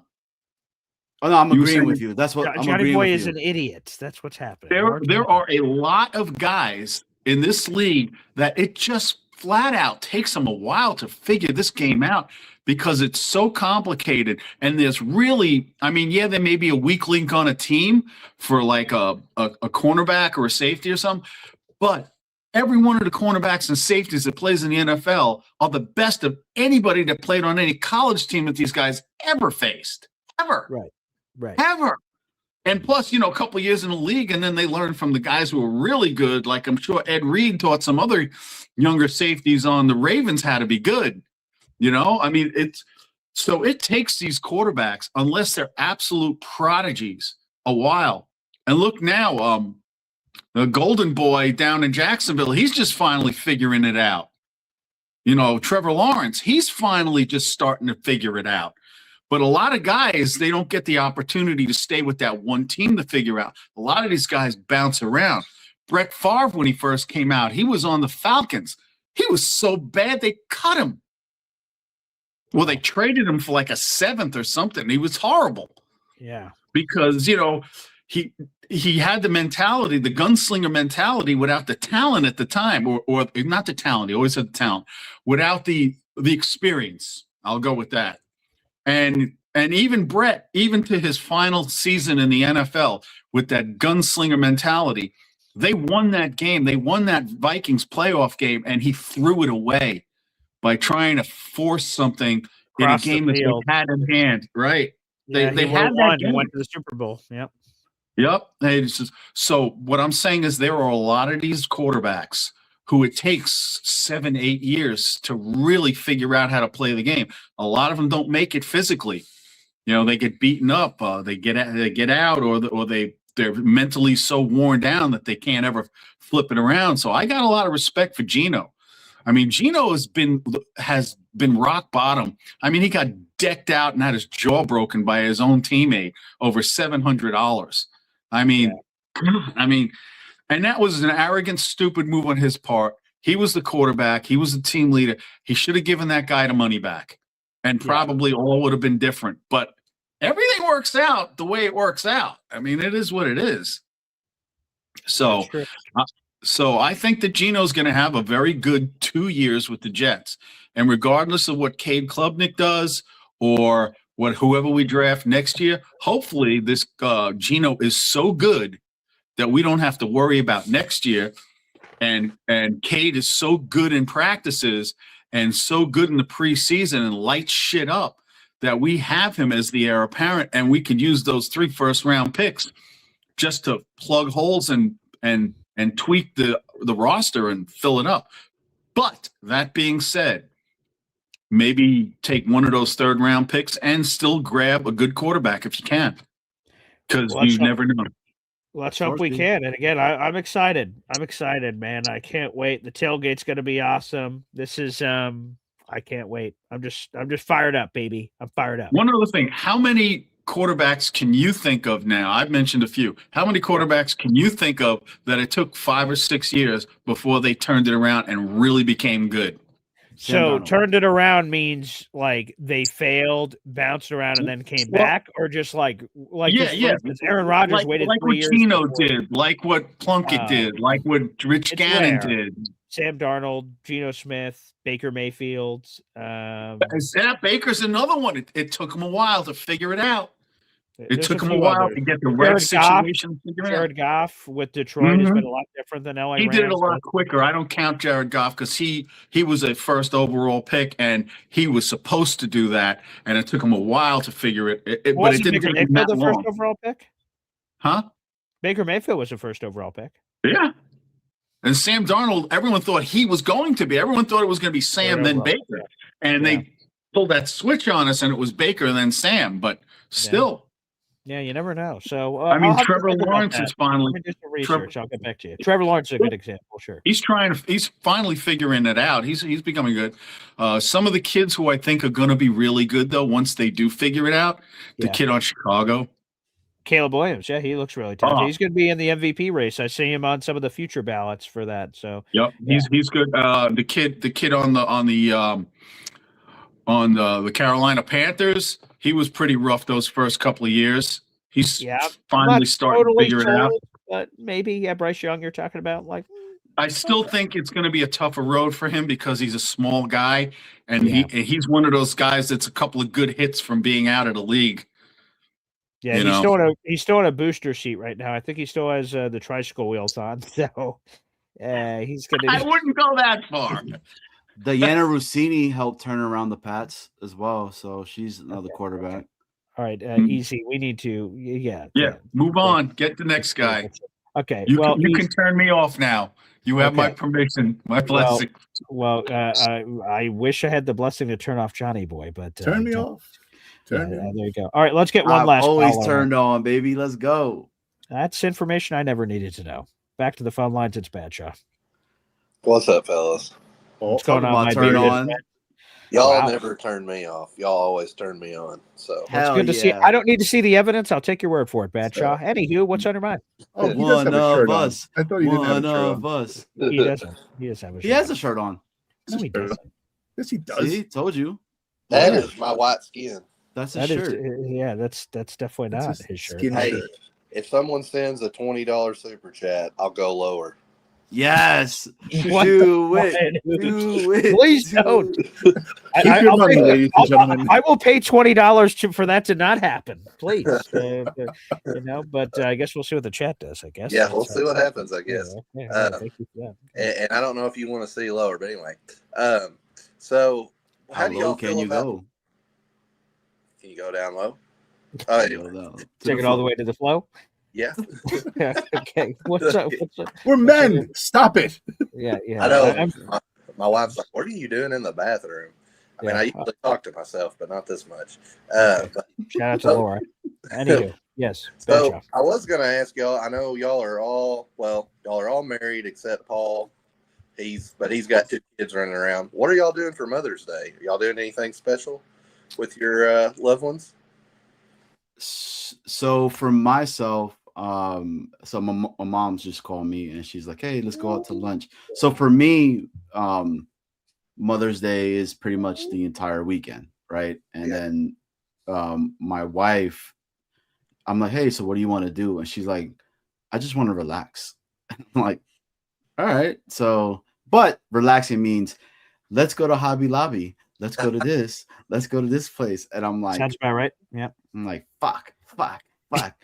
That's what I'm thinking in my head. But I'm like, okay. So pretty much. All right. Taking the family to the zoo. So that's what she wants to do. She loves animals. Kids love animals. Bing, boom, bam. A little bit of zoo action happening tomorrow. What's your favorite animal? What's your favorite animal to see at the zoo? My favorite There's animal. only one right answer. Okay. Is it a snow leopard? No. A canary? No. Monkey? No. I'm a lion guy. Banshee? A what? A banshee. I thought you said a bed sheet. I was like, that's not an animal. The wild bed sheet. I don't know what a banshee is, so I guess is that a bird? A sloth? Oh, no, but I like sloths. The gorillas. Oh yeah, the gorillas are pretty cool. Gorillas. I'm all about the pandas, man. They just all pandas. Okay. They just sit there, like you see them. They may be sitting upside down, but they're just there. They're just chewing. The normal panda's like a red panda. No, just a big fat black panda, okay. just chewing on some bamboo. And what are you doing, Snowball? You got any plans? Listen, I don't want this to be like a downer, but as you get older in age, people people aren't around. So my mom's not around. My wife's mom is not around. And so like she's the mom now. So yeah, she's kind of like got the solo show. So she wants to go out for breakfast. So we'll take her out to breakfast. And I said restaurant because please don't say restaurant because restaurants Mother's Day early in the morning like is insanity. There's a place we can walk to it. It's like down the block. And you walk past it at like 7 in the morning on Mother's Day and there's like a line. The streets are packed. Like it's a neighborhood restaurant, right? So like everyone's packed. There's a shopping center across the street and that is totally packed with people. So no, we're probably just going to get like some stuff, head down to like the local park, plop a blanket down, bring the dog, hang out, and just like, enjoy hopefully it's not raining, enjoy the weather. So yeah, that's the plan. All right. Well, no, that sounds, and see, honestly, I wasn't even thinking about my mom. I was actually thinking about what I was doing with my wife for Mother's Day. Cause I mean, Reese doesn't have her own credit card yet, so she kind of has to depend on me to do stuff for the momsy. But I'll be honest with y'all, my mom went to freaking Silver Dollar City. She's not even going to hang out with me on Mother's Day because it's her anniversary. So, that's she's wonderful. like, yeah, so she's going with my stepdad, and they're going to go ride rides and stuff. He must have done that on purpose, because here's the thing. Yeah.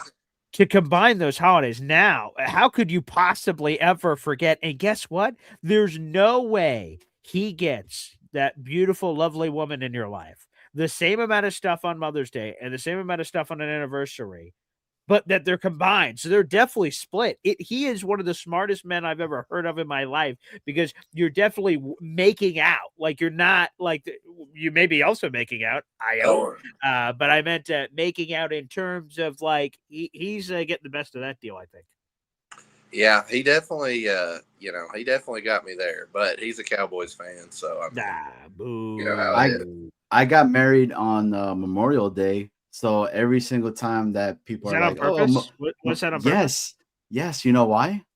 Because when everybody starts talking about Memorial Day is getting ready to come, I'm like, oh shit, that's right. I got married on this date. Memory, Memorial. Who is a fucking genius? Just say it, BG. Just say it.